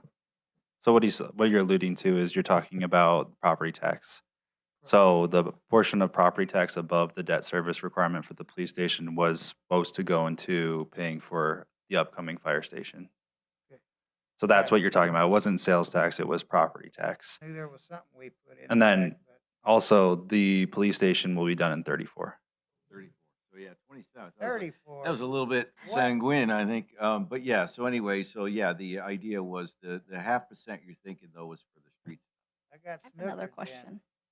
I just have one other question on the location. I know we looked at 2 other properties because we own those properties, but is there another property somewhere that would make more sense? I'm just curious. And was that considered? There's been some discussion. I think some of the council members that are more familiar with the history and the needs of the fire department have raised that issue. We can certainly look at that. Again, all this is a preliminary discussion to let you know where we are today. If we go to another site, there's a good possibility that we'd also have to pay for that site. So that's something else to consider. And I think the fire chief had made some comments about if we get too far east and south, then we may end up having an impact on areas like the Walmart area. And again, you probably can speak more clearly to that, but that certainly is still an option. Everything is on the table. It's just, we're just starting the conversation. And I think that's good that we're just getting started because this has been in the bucket for years, the fire station. So now we just have to move on it and keep moving forward. I know it affects rate and it affects different things, but is the property we have by the Tri-County beer place out of the question? I'm not sure what that is. Right by the You're canal? talking about the place where they're looking at putting a park?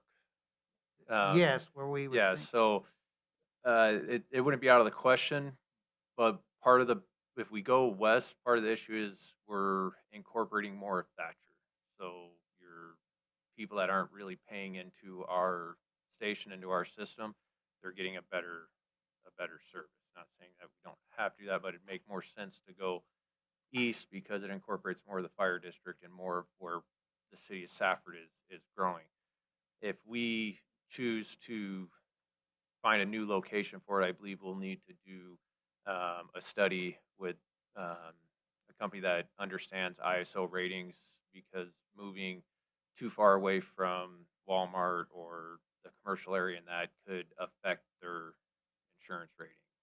So right now, if we keep it in this general location, everybody's getting the same service that they were getting with the station that we're currently operating out of. So it's not out of the question. We'd have to, and you can't really call up ISO because they're really vague on their answers. They don't want to be, for us to come back to, oh, you said we could put it here and now the rates are going up. So we'd have to get a third party to decide that on, and they would go around and pick out locations that would fit our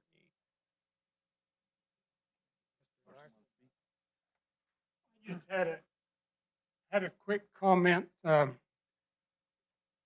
We as the board are fairly new to this whole concept and idea, like 2 months, 3 months to think about it. And this is a big pill for a little fire district to swallow. As you know, Patrick's aware with it, some of the other people, when the fire was out to Swift Trail Bar, we had quite an organization of people that wanted the station out there. They pushed hard for that. And they came to us and said, we really can't do that now. For us as a board to say we're going to spend $10 to $12 million and we pay half of it, and we go to our constituents and say, well, we paid this much money, but you have no stake in this whatsoever. That's suicide for the fire district. It really is. And we're small, we're a 5-member board, no staff. But I think with something like this, we're going to have to bring in some legal counsel and a lot of studying ourselves to even think what our decision would be. But we're asking a lot for the district, and most of the people in the district, in my experience, as I talk to them, would not agree to build Safford a fire station. You know, we don't mind paying for service. We use service, we contract with you. But to build capital improvement project for you, I can't see where our people would buy in that at all. So that's it. Thank you. And again, that's why we're having the work session, because we want everybody in the room to provide feedback, because it's going to have an impact on how we go forward with the project. So I appreciate the comments, and again, that's why I asked the Fire District Board to be here so they can provide you with some input.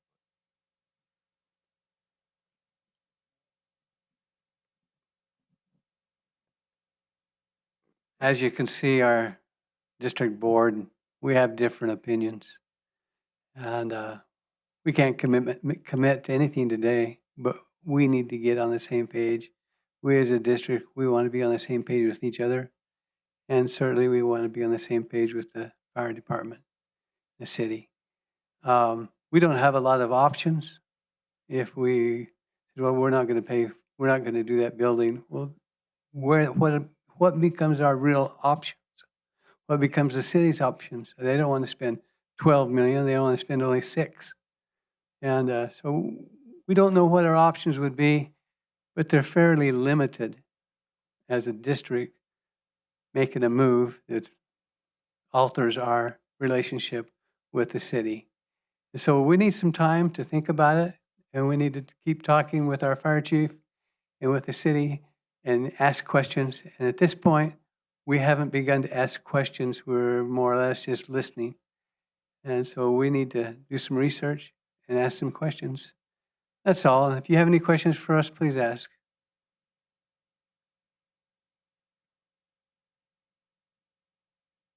Any other John? comments? With this location, there wouldn't need to be anything with the traffic signals, anything like that. It basically No, just that I is know what it that's is. more of a Lance question, I guess. This one here, I don't know if we'd necessarily need a signal, because it's basically the same kind of access we've got just on 8th Avenue. 8th Avenue is obviously busier than 7th. So, and if you notice on the estimate on here, they didn't account for any traffic signal costs. We obviously know on the highway, there would need to be a traffic signal. The one over there at the library annex and the public works yard, most likely not. So just depends on the location. This one would just probably have a study done and see what was needed. But, you know, it's on 8th Avenue. It could possibly need something to come out on 8th Avenue. Could you tell us what the need for the generator would be, just so we can understand that expense? What the need for it? The generator, the 135,000? Yeah, that's a backup generator basically to power the fire station in an emergency. Okay. So we currently have one at City Hall now that serves that function, but it would be split at this point with the new facility. Okay. And again, the work session has done exactly what I wanted it to do, right?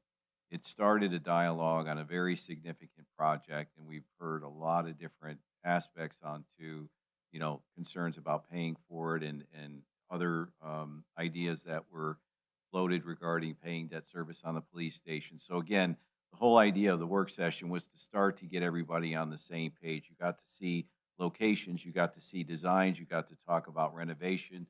We got to hear from the fire district to find out what the impacts on them are going to be potentially. So again, this gets us kind of thinking moving forward about all the concerns for everybody that's involved.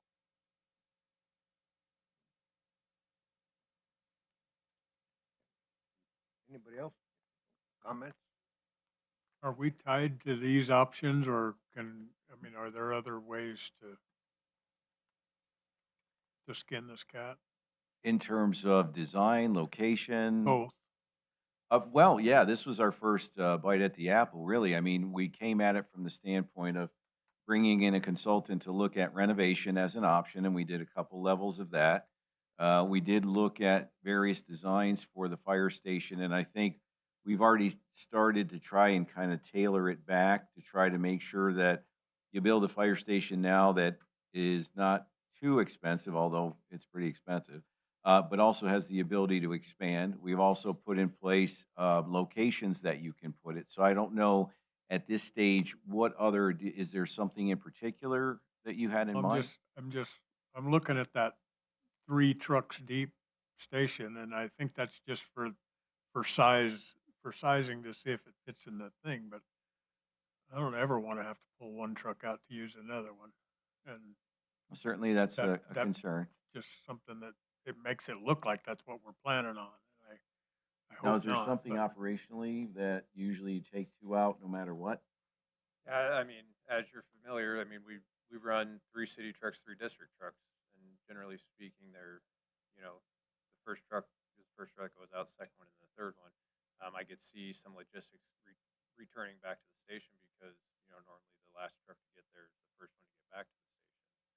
But with the options that we have and to spread out a station big enough where you could have 9 drive-through bays where you don't have that issue, we need to look for a big chunk of land.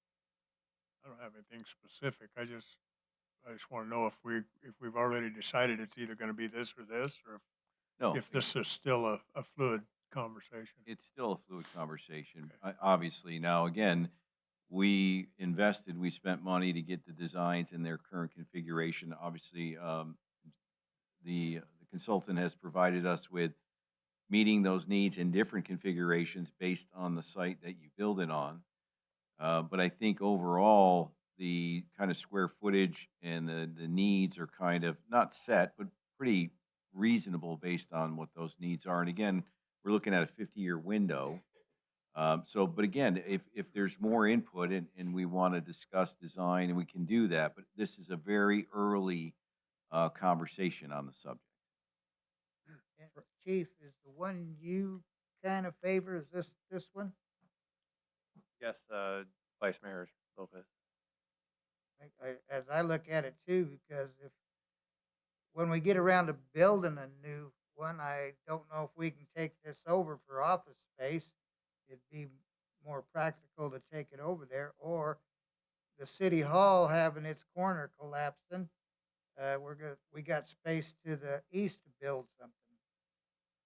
And certainly that would be something we would want to think about. I mean, our facility is quite old, even relative to our neighbors.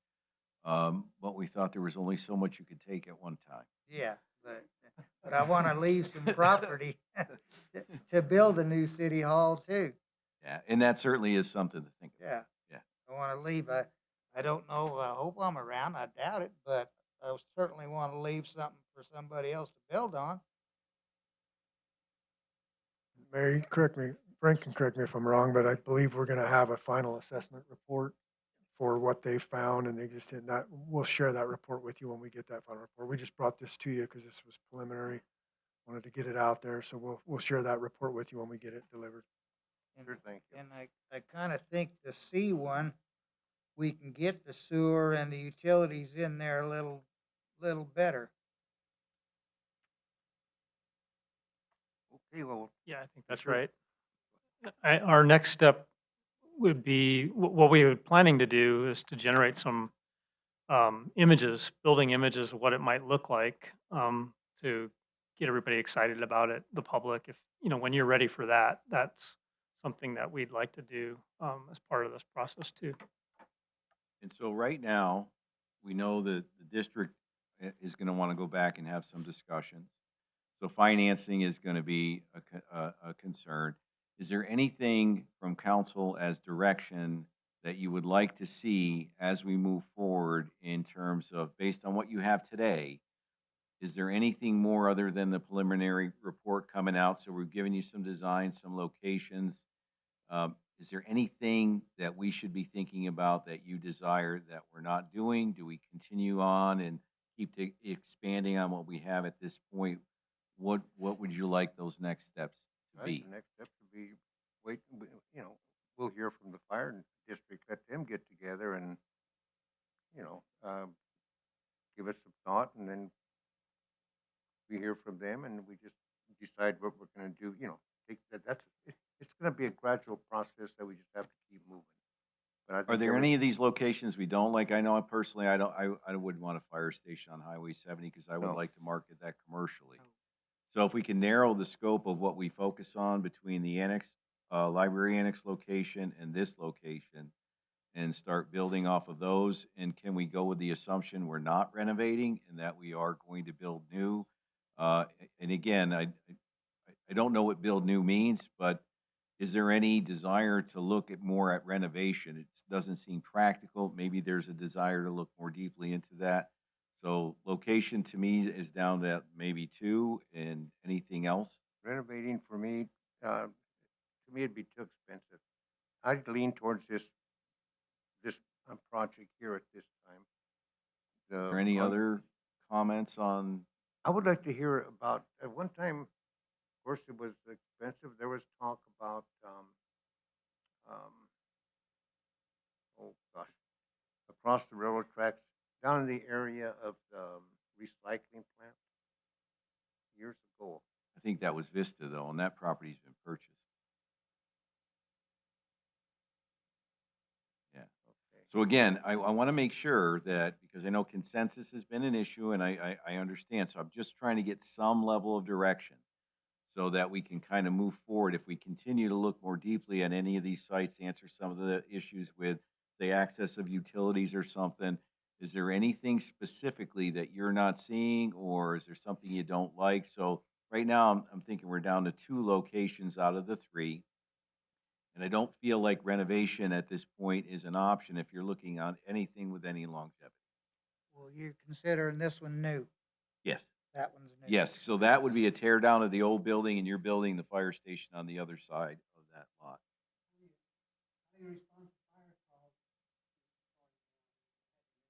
Well, you don't tear it down until the new one's put in place. That's the beauty of it. It still can be there. So, I'm looking for new.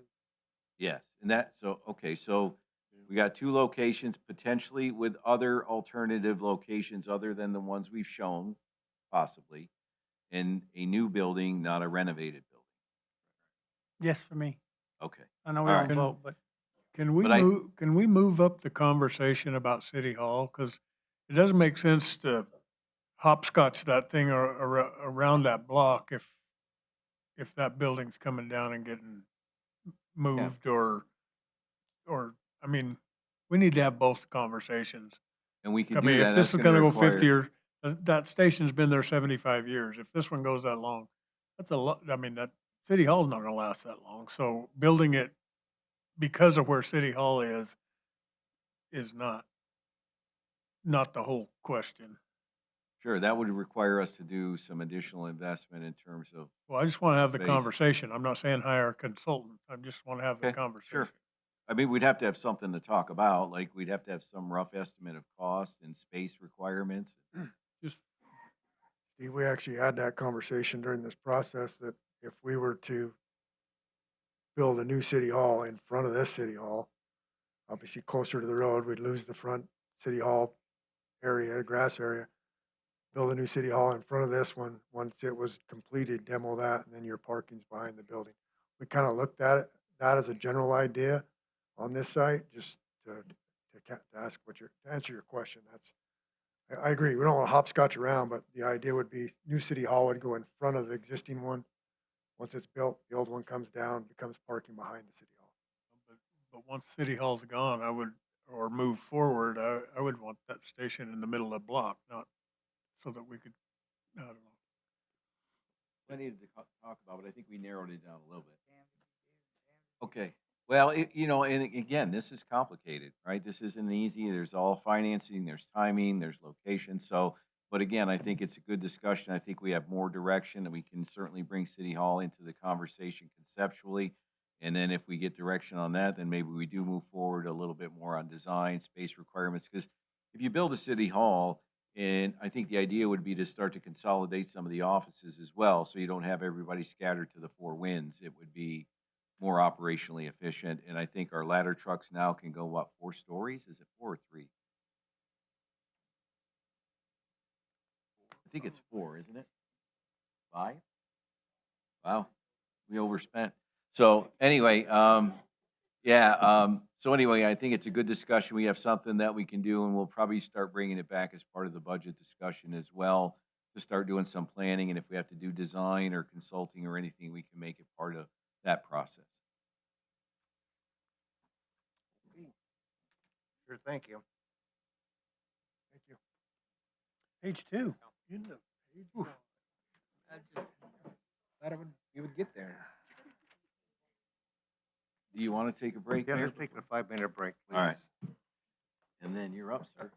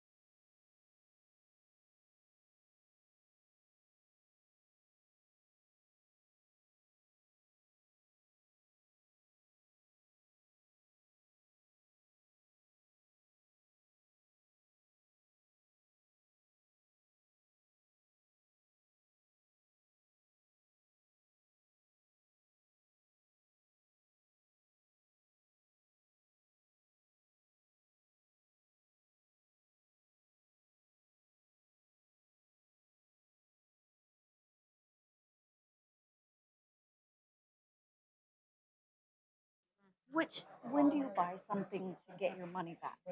A house, maybe. A car, never. Are we allowed, like, you know how they told us the 160,000? Is that something we can talk about? Because it was a new session, but I did ask about that, the 106 cost, if we grandfather.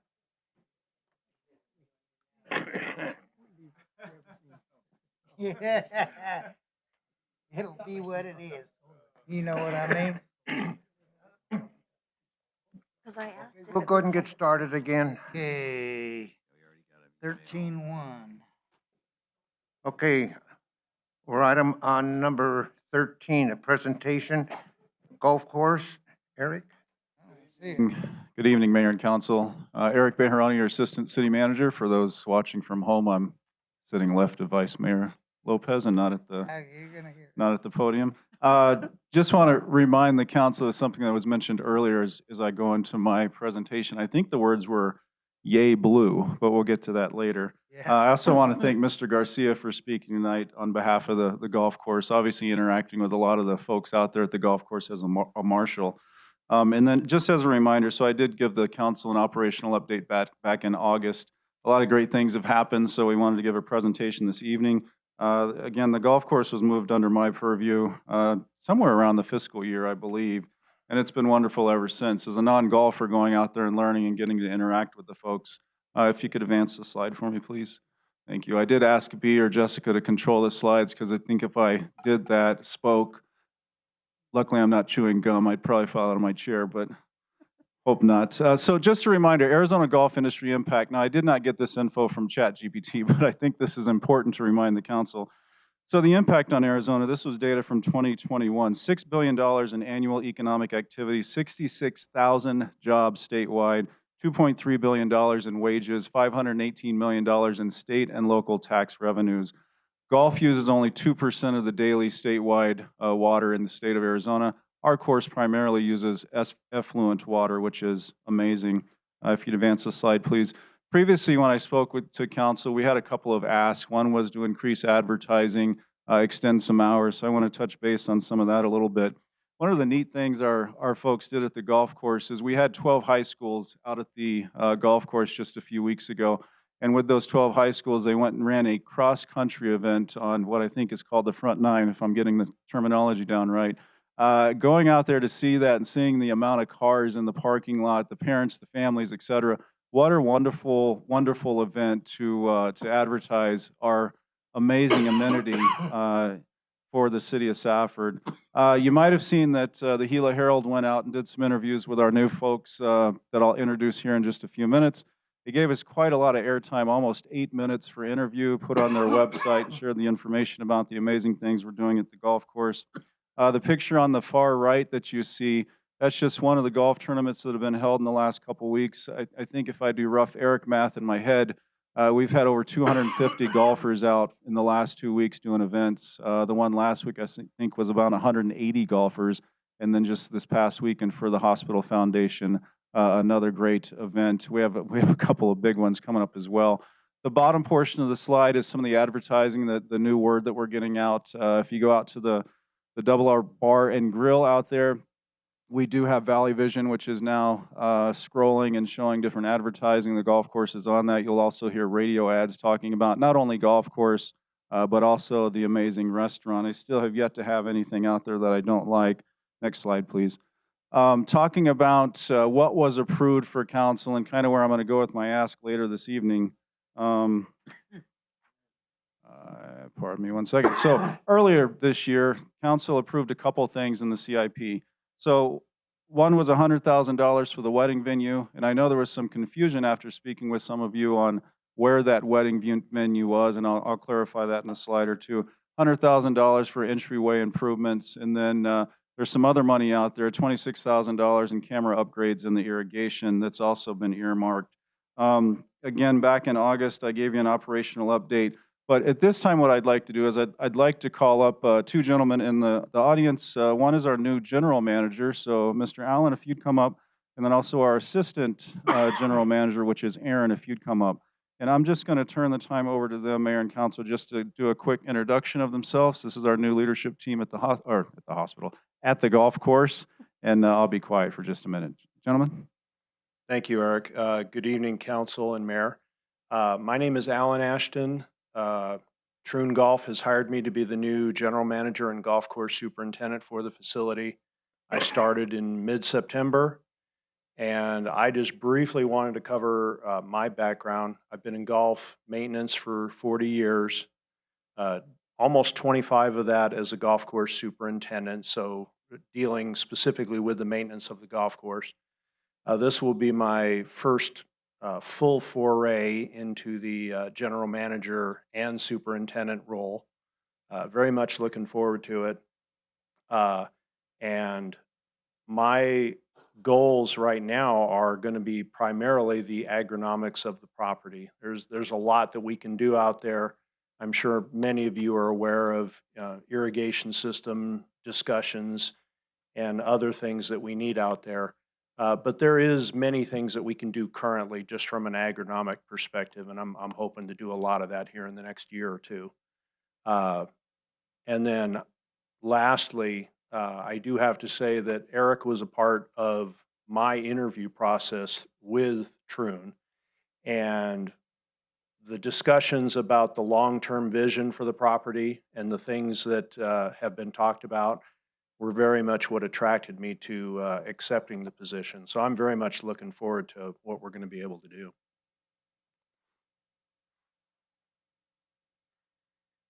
Good evening, Mayor and Council. My name is Aaron Medina. I am the Assistant General Manager at the golf course. And I've been at this course 6 years ago. I was a cook. I left for 2 years and I came back, and I've now been here consistently for about 3 years. And I came in as the pro shop manager, kind of just seeing all the golfers coming in. I've now since taken over all events, tournaments, just trying to grow golf here at the course. And all I can say is it's been amazing. Seeing what golf does just for a community. Before I worked there, I didn't golf. Golf was you made fun of them for golfing in high school. That's what we did. And I wish I would have started in high school. Every golfer you talk to, they will say the same thing.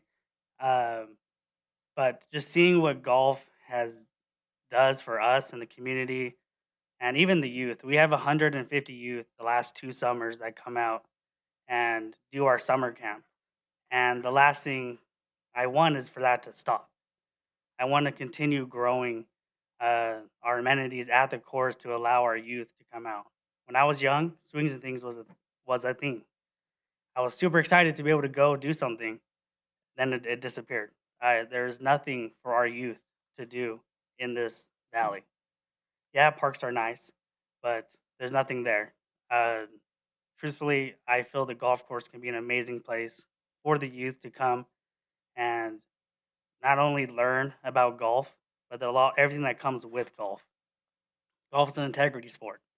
You have to be honest. That teaches our youth, like, we don't lie, we don't cheat. We play it where it lies. That's what we say at the golf course. And I don't want to speak too much longer, but I do encourage everyone here, but you guys especially, to come out and come check out the golf course.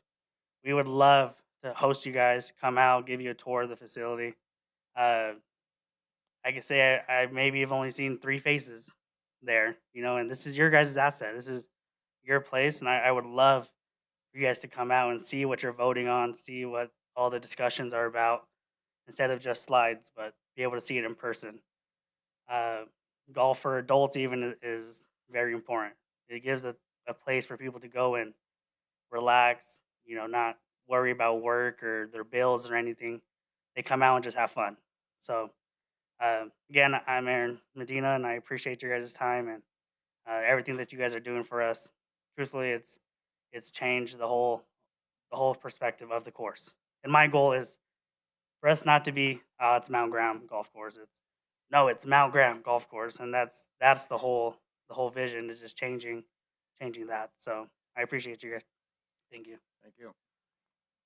Thank you, gentlemen. Appreciate that. And one thing I failed to mention, getting the word out, is you were ahead of them, but there were golf carts in the last parade you all participated in as well. Another great idea by Mr. Medina. You gentlemen are welcome to stand or sit, whatever you're more comfortable with. But I wanted to point out the last point on this slide is Mount Graham Golf Club, a new team and a new vision. You just met our new leadership team out there. In the past, I've told you, I felt anyways, we've been an absent partner as the city of Safford, and you can see that we're really changing that, and it's been a positive change. Next slide, please. What we're trying to do is focus the golf course, and it's really a small business, and how do we make that small business successful? Driving revenue and figuring out revenue sources. So that's what we're looking at this slide. So we have a new beverage cart inbound to the golf course, and I believe it'll be here in a week or two. That will definitely drive revenue. Our food and beverage sales out there at the golf course are amazing. They're doing quite well. The restaurant has extended hours, which was one of the requests I received from the dais. During the oversee, not only was the Troon team amazing, but also was the City of Safford team. So there were kitchen upgrades that were completed inside. The parking and the cart lots were chip sealed and restriped. It just looks amazing out there. The water features were enhanced with clay to prevent water loss and better manage our resource. And there were some improvements to the bathrooms as well. There's also a new walk-in freezer out there, so that way the restaurant can cater more to the tournaments that they're having. I mentioned the one was 180 people. That requires a lot of food to feed all those golfers, as you can imagine. A couple of things we need to complete is one, to clarify, and I'll do that in the next slide or two, the wedding venue area that we're talking about, and that's actually out towards the 18th hole. Some driving range enhancements, which my goal is there to drive revenue, eventually drive profit, and then entryway improvements. Next slide, please. Thanks. So as you can see, one back. There you go.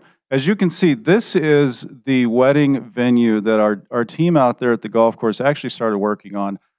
This is a beautiful facility. And when we brought the CIP discussion back to council, I think there was some confusion that we were looking at a wedding venue kind of tied to the clubhouse and knocking down the north-facing wall and extending out. But there were some that thought maybe we were discussing this. So what we need to complete this is not a lot.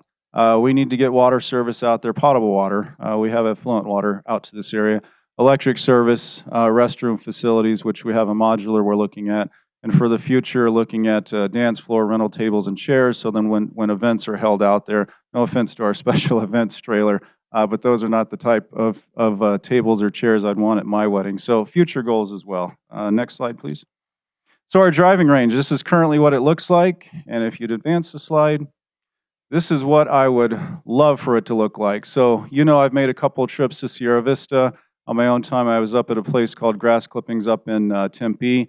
And this is the future of driving ranges. So again, as a non-golfer, the technology, I'm sure we've all heard or seen Top Golf. This is a very similar version on a scaled down version for us. So this is what I'm after. And in that picture on the far left, I didn't realize this till the other day when I met with our golf team here to discuss this presentation. If you were to zoom in, there's a young family sitting just a couple tables in. And when I went to visit, I think I shared this with Mayor and Council in an email, I walked over and spoke with that young mother, and I asked how she liked it, because Sierra Vista has had this exact system in place for just about a year now. And her response was, I absolutely love it. It gives me something to do with my children. There is nothing to do here. And that's in Sierra Vista.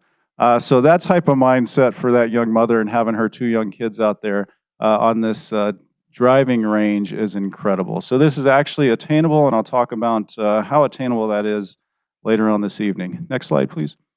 So some expected outcomes. What we want to do is treat this as our small business. You might remember I came to you all by way of Eastern Arizona College, being the director of the Small Business Development Center for Graham, Greenlee, and Gila counties for the better part of 2 years. So I do have a little bit of a small business expertise, as well as Mr. Medina owns a small business as well. So you have a different approach to what we're doing at the golf course. So definitely we want to drive revenue for the wedding venue, the new one, the 18th hole, I'll call it. We want to drive revenue and create a new attraction, which would be the driving range that you just looked at. The ultimate goal, of course, is to make this successful and reduce the subsidy to the city of Safford over time. And this will definitely, you already heard from Mr. Medina that folks are already coming into town from Globe and saying what an amazing asset we have with our golf course. So I really think we can continue, well, I know we can continue to drive that. And what's interesting is, and I'll explain this a little bit more tonight, but when you look at the return on investment, especially for the driving range, just doing Eric math at a low usage, about 40%, we're going to pay this thing off in less than 2 years, and then it's all going to be profit for the driving range. And that's not really factoring in the revenue we're going to make from the wedding or event area, as well as the increase in food and beverage sales that we're going to see from all of that. So really, sky's the limit. And I think you have the right, well, I know you have the right team in place to accomplish this. Next slide, please. So my request, and I apologize, this might get a little confusing, but it might be better to hold questions until I get to my request later this evening. So I'm going to ask to repurpose the $100,000 that we allocated to the clubhouse wedding area. And I want to finish everything and start what I just showed you. I want to ask to repurpose the $100,000 from the entryway. We'll do a scaled down version of some upgrades to the entryway. Repurpose that $26,000 we talked about for the cameras and the irrigation system. And ask for contingency, what was the term? Yay, blue. For all of these things to be completed in the amount of $156,125. Next slide, please. With that said, again, I think I might say questions in here as well, but it's light and you can't read it. So it may be easier to hold questions until later this evening for the CCF, because I really detail what the intent is for repurposing those monies. That said, happy to answer any questions. So don't you think we're gonna need a road over to that wedding venue and a bridge? Mayor, Vice Mayor, so yes, there's already a road there. I don't know about a bridge. It goes through the wash. Mr. Medina and I took a trip out through the golf course grounds the other day, and even after the recent rains, it was very passable. They do have the equipment out there to tend to that road.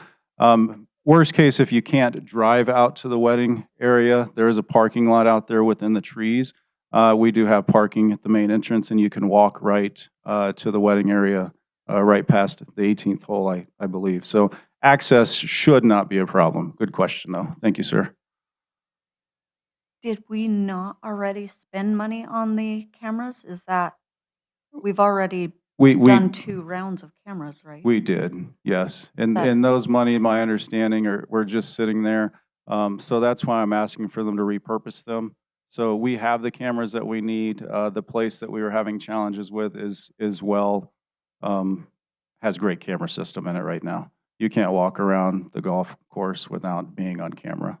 So that 26,000, none of that was spent on the cameras we already bought? It's my understanding it was not. It was pulled out of the IT budget.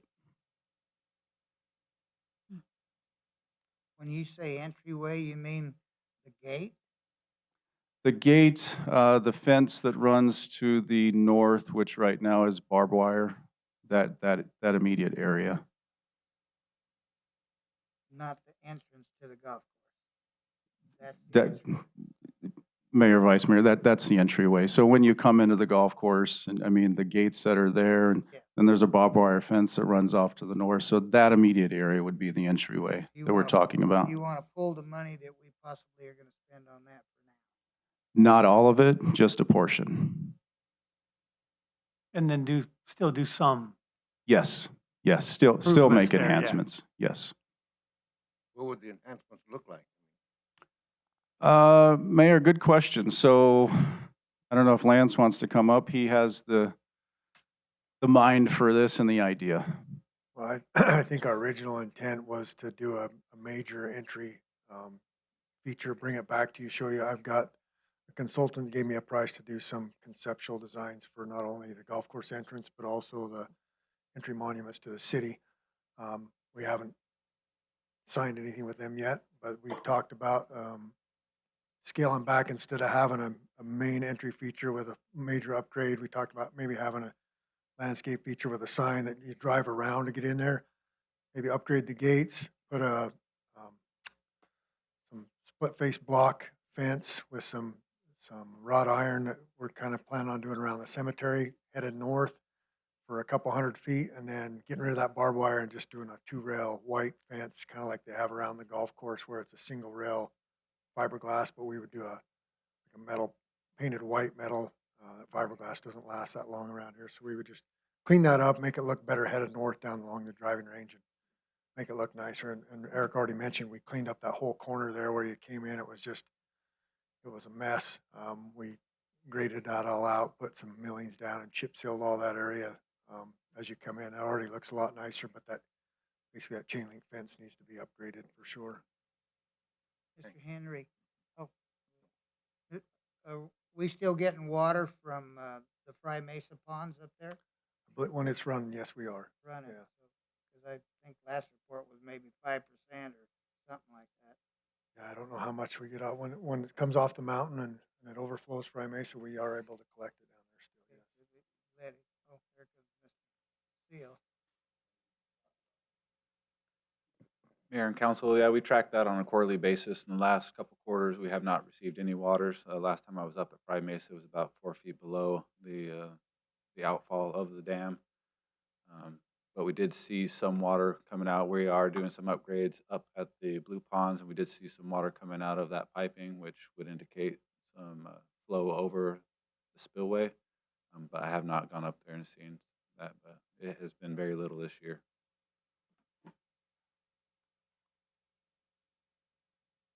Any other questions?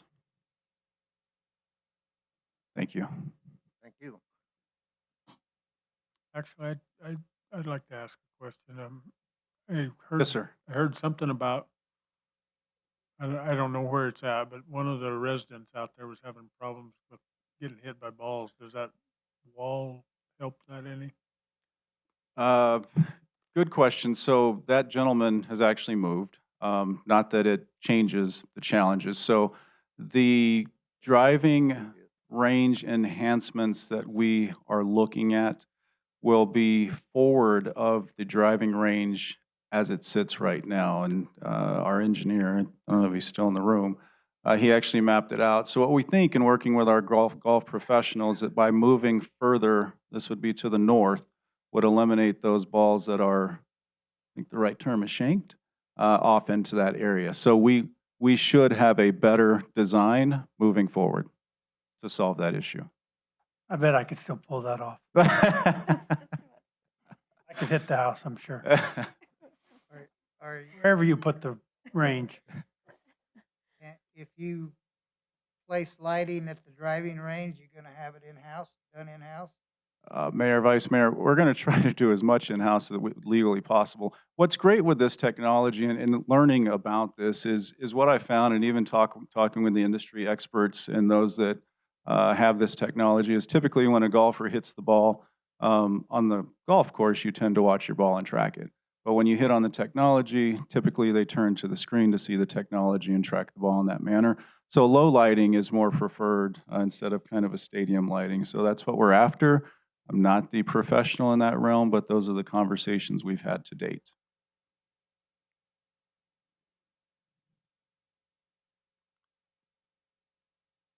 Thank you, Mayor. And we'll go ahead and go on to a new business, item number 2. Everybody have a chance to review our minutes from October 13, 2025? If so, let's have any changes. Mayor, I move that we approve the minutes for October 13th, 2025. Second. Okay, we have a motion and a second to approve the minutes of October 13th, 2025. All in favor? Opposed? Carries. Number 3, Water Division Water Truck Replacement. Morgan? Evening, Mayor and Council. This is a request for Mayor and Council to approve the purchase of a 2026 Freightliner M2 from PB Loader Corporation utilizing Sourcewell contract number 080521-PBL. The City of Safford Water Division utilizes a 2,000-gallon water truck for construction, maintenance needed within the water system. The City of Safford owns a 1998 GMC C7500 with a 2,000-gallon water tank that is due for a replacement and showing signs of failure in both the tank and the spray equipment. By replacing this item, the Water Division is able to maintain dead-end lines, fill large water main installations, and use for dust control. The City of Safford budgeted $140,000 to replace the existing vehicle out of the Vehicle Replacement Fund. The city has received a Sourcewell quote in the amount of $131,212. If purchase is approved, the city would auction the existing vehicle. It's recommended to approve the purchase of the 2026 Freightliner M2 from PB Loader Corporation utilizing the Sourcewell contract in the amount of $131,212. With that, I stand for any questions. When you say auction, you mean placing it in the auction? So I'll defer that question to the Or are you finance gonna officer. I'm try not to- sure where they would auction that. We're gonna try to sell it to somebody. We did have a new program to where we could sell it to somebody else, because we get nothing off the auction, but, okay. Anybody else? Mayor, I move that we approve the Water Division water truck replacement from PB Loader Corporation. Okay, we have a motion and a second to approve the Water Division water truck replacement. All in favor? Opposed? Carries. Number 4, septage receiving station. This is a request for mayor and city council to approve the purchase of the Savvy Beast septage receiving station from Savvyco in the amount of $374,596 plus any applicable taxes. The city of Safford provides and charges septic waste disposal for the Graham County commercial haulers, which is located at the wastewater treatment plant. Currently, this service is only available during business hours and requires the haulers to manually rake the material from a screen into a dumpster. If any after-hour waste is collected by the haulers, they are required to hold that material in their trucks until the plant is open. The city of Safford advertised for a formal bid to procure the material through a qualified vendor and received one bid. The city went into negotiations with Savvyco and agreed upon the needed equipment for this site. By purchasing this equipment, the city will increase level of services for the commercial haulers by giving access 24/7 and allowing the haulers to discharge as needed. Haulers will be assigned cards that allow them to swipe, and a meter will read discharge volumes to generate a report for billing purposes. It is recommended to approve the purchase of the Savvy Beast septage receiving station in the amount of $374,596 and any applicable taxes. With that, I stand for any questions. How long would it take to recoup that money? So currently, in the last time I usually check every year of what our revenue cost is that is brought in by these commercial haulers, and it's typically around $75,000. So with the amount budgeted, we have about $600,000 for the entire project. We are purchasing this material ourselves, just so we don't have the markup from a contractor who would purchase and install. So it'd be roughly, with $600,000, it'd be roughly 8 years to recoup that back. Thank you, sir. Morgan, is this going to have a required software that we'll have an annual fee for now? Like So- for them to be able to, if they have a card that they're accessing and it's tracking, I'm just wondering if there's a software that's handling that, and then is that also going to be an additional fee every year? So based on the package that we received, what it would be a manual extraction. So somebody goes out there and gets it onto a USB drive and downloads it.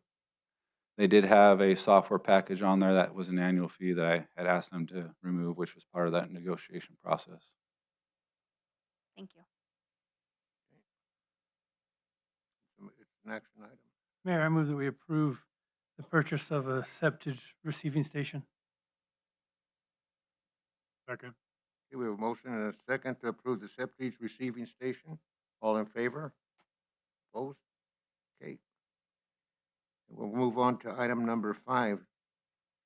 Seven Water change order. This is a request for mayor and council to approve the change order from Westland Engineering and Environmental Services in the amount of $13,456 for engineering services for the Lebanon Waterline Project. In 2023, the city of Safford contracted with Westland Engineering design and bid assistance services for $336,932. The Lebanon project consists of installing infrastructure in the underserved areas on and around Lebanon Road to provide reliable, safe drinking water to the existing residents who are currently served by private wells. Changes resulting in requirements associated with the federal funding and regulations, both expected and unexpected, have affected project complexity, duration, and scope. Fortunately, Westland has been able to bolster their support to the city of Safford, so progress has continued while charging as little as possible for this extra work. A time and material basis with a guarantee not to exceed the requested amount. It is recommended to approve the change orders in the amount of $13,456 to Westland Engineering and Environmental Services for continued uninterrupted progress for this project. And with that, I stand for any questions.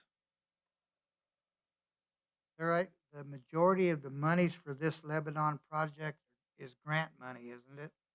So with the USDA funding, we do have one bucket of funds, which is a loan and grant. The USDA funded two projects. We have Sanchez and Lebanon.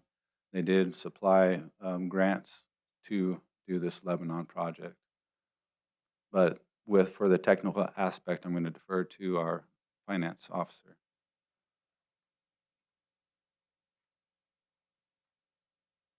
So Morgan's got it covered there.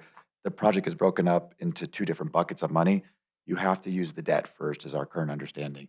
So we will have to borrow for Lebanon, but that's not to say that now we'll have grant funds for Sanchez, which in essence, you're just supplanting money that we were planning on borrowing for Sanchez. So as we speak right now, we would have to borrow and use those funds first because that's the requirement of the federal government. But again, the grants will still be there. They just won't be available until you spend down the bonds. So it's just a timing thing. But technically, Lebanon, if it comes in as bid, once we know what it is, it should be covered by the grants, 100% paid for by the feds. But again, you might not see that money for 7 years. 100%, I like that number, because I know we had to do some kind of deal in Colonial or something like that in that area. And now we have a new utility director that is going to help us with this because he did it in Camp Verde.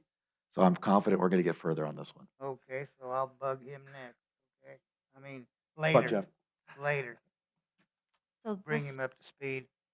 this project says that it was expected to take 262 days, but it's over 869 days.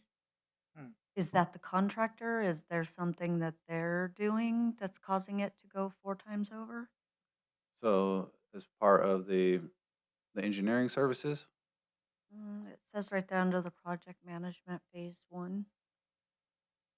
I'm sorry, I don't have that document in front of me, but we can definitely get that answer for you. Okay, thank you. But as far as the engineering services, we have been going along with that. There are some issues with getting responses back from the federal government that I believe could have extended, but as far as the exact time frame, I would like to see that or actually find out what that delay is and respond back with an appropriate answer. Anybody else? If not, it's an action item. Mayor, I move that we approve the Lebanon water change order. Second. We have a motion and a second to approve the Lebanon water change order. All in favor? Opposed? Okay. Item number 6, East Valley Sanchez water change order. This is a request for mayor and council to approve the change order from Westland Engineering and Environmental Services in the amount of $113,737 for cultural services along Sanchez Road. The city of Safford contracted with Westland for engineering services for the East Valley Sanchez Road project in the amount of $1,039,309. The original agreement included estimated costs for cultural and historical resource survey, as it is required by federal and Arizona state law, and included the cost for full excavation of 2 pit houses.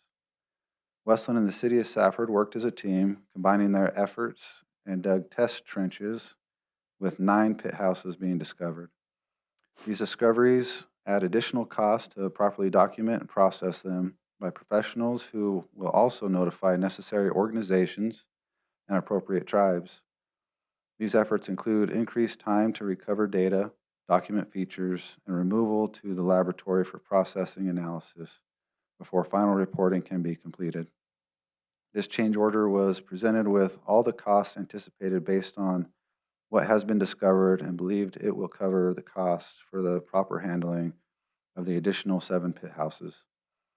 Prior to submitting this request, Westland credited the city of Safford $6,038 for their help with the discovery, which also included the help of 2 Water Division employees, traffic control, and the backhoe used for the excavation. That amount was deducted to yield the $113,737 cost for this change order. It is recommended to approve the change order for Westland in the amount of $113,737. And with that, I'll stand for any questions. Can you tell what the, so they found things in the pit houses and they notify the tribes? Where do the artifacts go? Do they go to the tribes? So they get an opportunity to come in and receive those artifacts. But as of right now, what we have done is we did the test trenches. So based on studies, we knew identified locations of where there's potential. So we did dig a trench through, and then the individuals from Westland, they went through and they found, they scoured the walls and they found what the pit houses were. We didn't necessarily identify artifacts at this time, but what it's going to do is require us to excavate those pit houses as we go through so that they can remove these items and then notify the tribes to give them the ability to collect but Westland has a room identified specifically for artifacts that they hold those in, and then they also they send them off if they need to. Do we make sure that they're given to the tribes? They're not sold to them, correct? Yeah, there's definitely no transactions. This is part of their ancestry, and they take it serious. So. Okay, thank Yep. you. Thank you for the question. An action item. Mayor, I move that we approve the East Valley Sanchez water change order. Second. We have a motion and a second to approve the East Valley Sanchez water change order. All in favor? Opposed? Thank you. Thank you, Morgan. And we'll move on to item number 15, contracts and agreements. Number 1, intergovernmental agreements, IGAs between the city of Safford, the city of Wilcox, and the city of Benson. Raymond?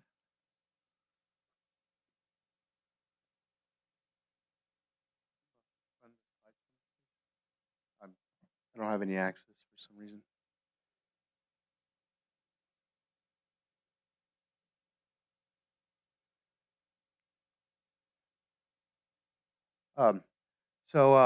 This first one is a request for the mayor and city council to authorize the following IGAs with the city of Wilcox and the city of Benson. I have a presentation that I made covering all the agreements. We streamlined our agreements and we're trying to make them as close to each other as we can and make them a lot easier to go through. Had some issues with my iPad.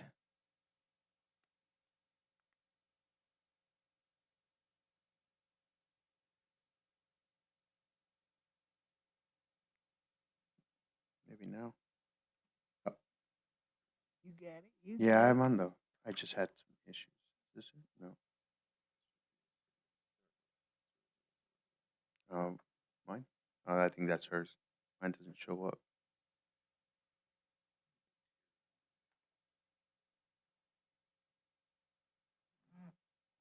No, you got it. Okay, so we'll just run off of this one. So these mutual aid agreements are all going to be pretty close to each other. The first two are the City of Wilcox, City of Benson, they're intergovernmental aid agreements. The other three are going to be mutual aid agreements with corporations and co-ops.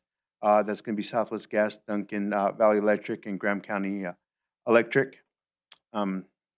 Next slide, please.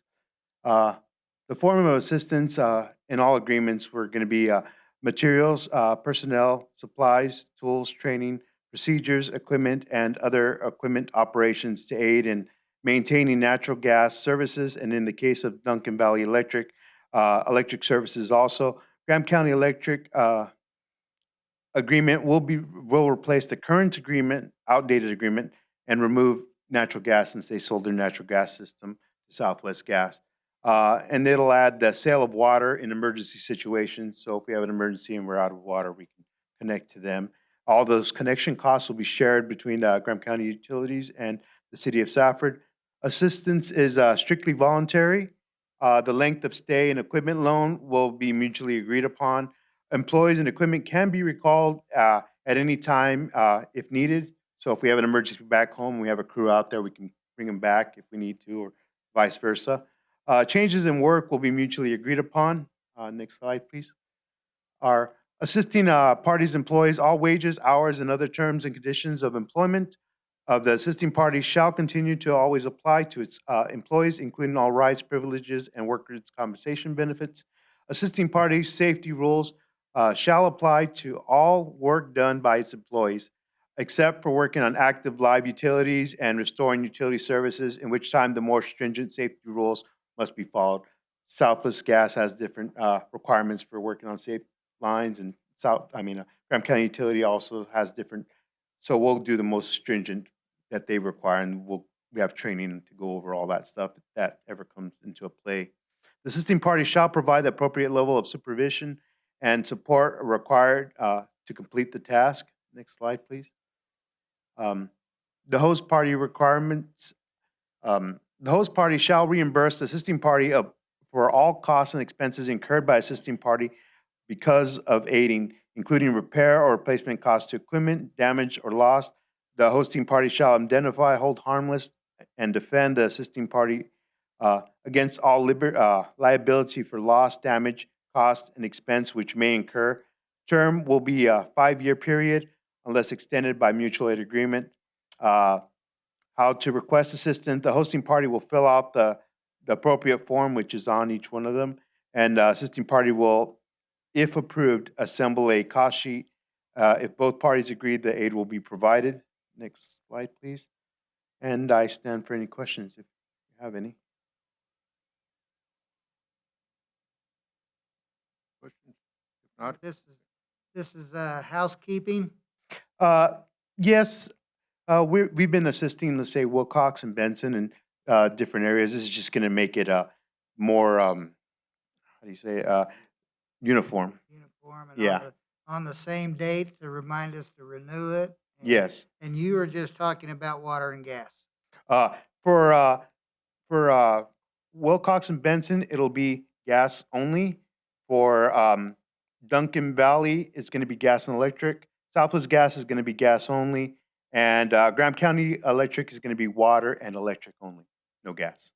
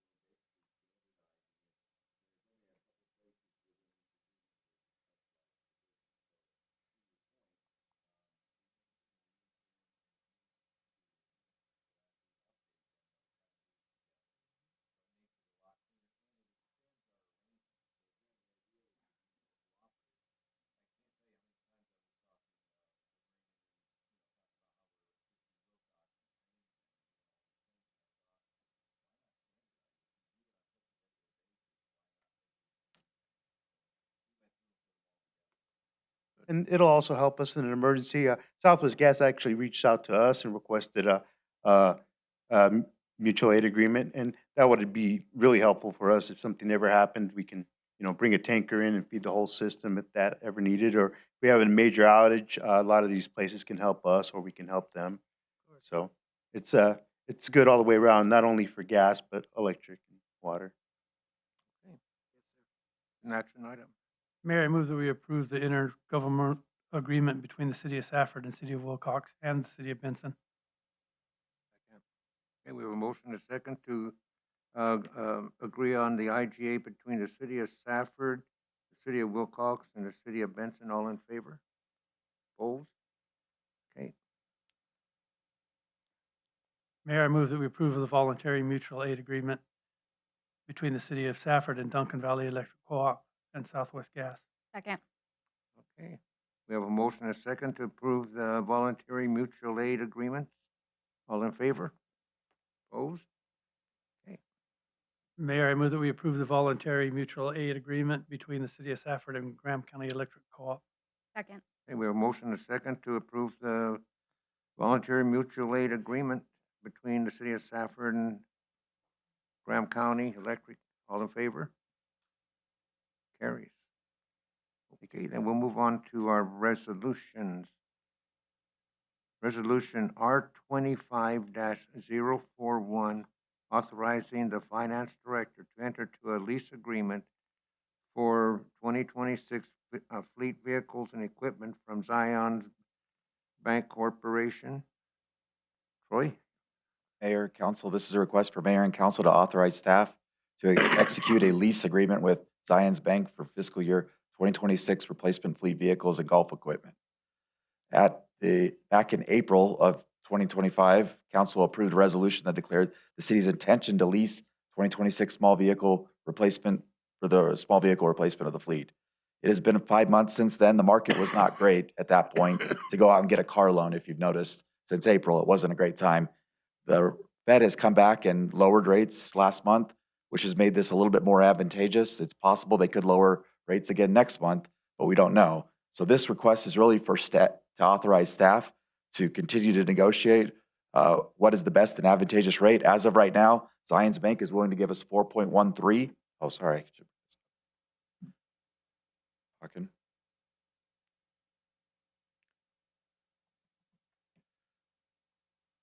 So you can see the same thing I am.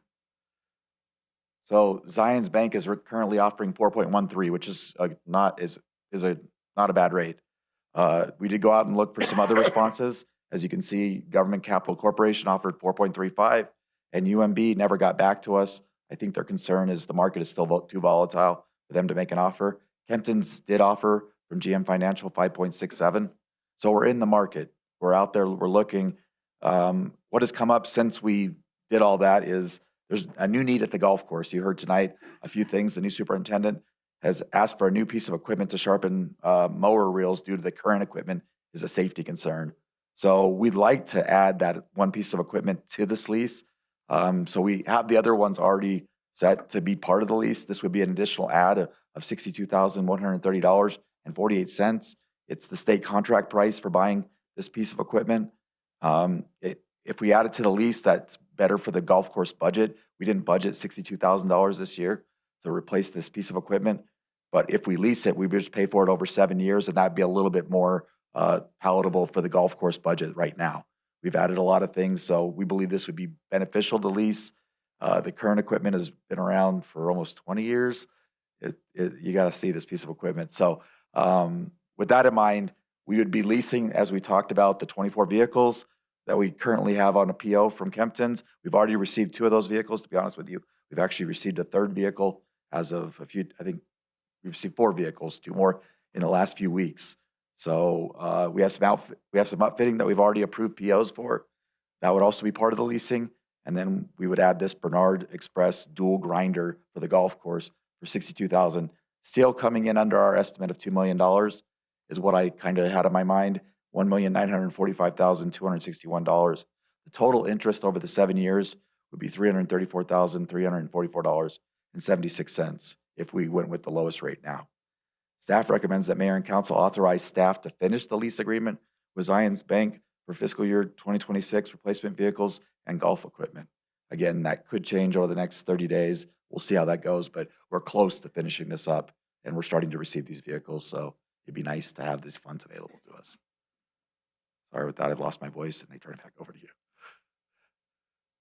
Can we possibly hold off until this week? Because the Fed is meeting this week and it's like a 96% chance that they're going to be lowering rates again. That's my understanding. I'm not going for anything until November 4th. Okay, So perfect. Thank you. Being connected with Troon, one of the reasons we did like Troon was their buying power could get us better prices on different things. Do we still work with them on stuff?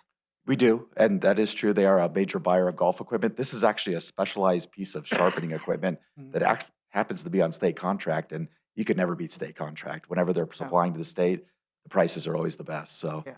this is $62,000. It's a pretty good price for this piece of equipment. Yeah, I was gonna ask Mr. Seal if he had a state contract on the water truck, but No, he there's didn't, not. so- I wish there was a state contract for Yeah. water trucks.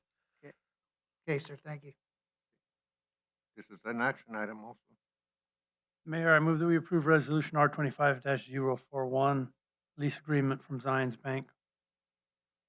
Okay, we have a motion and a second to approve resolution R25-041. All in favor? Opposed?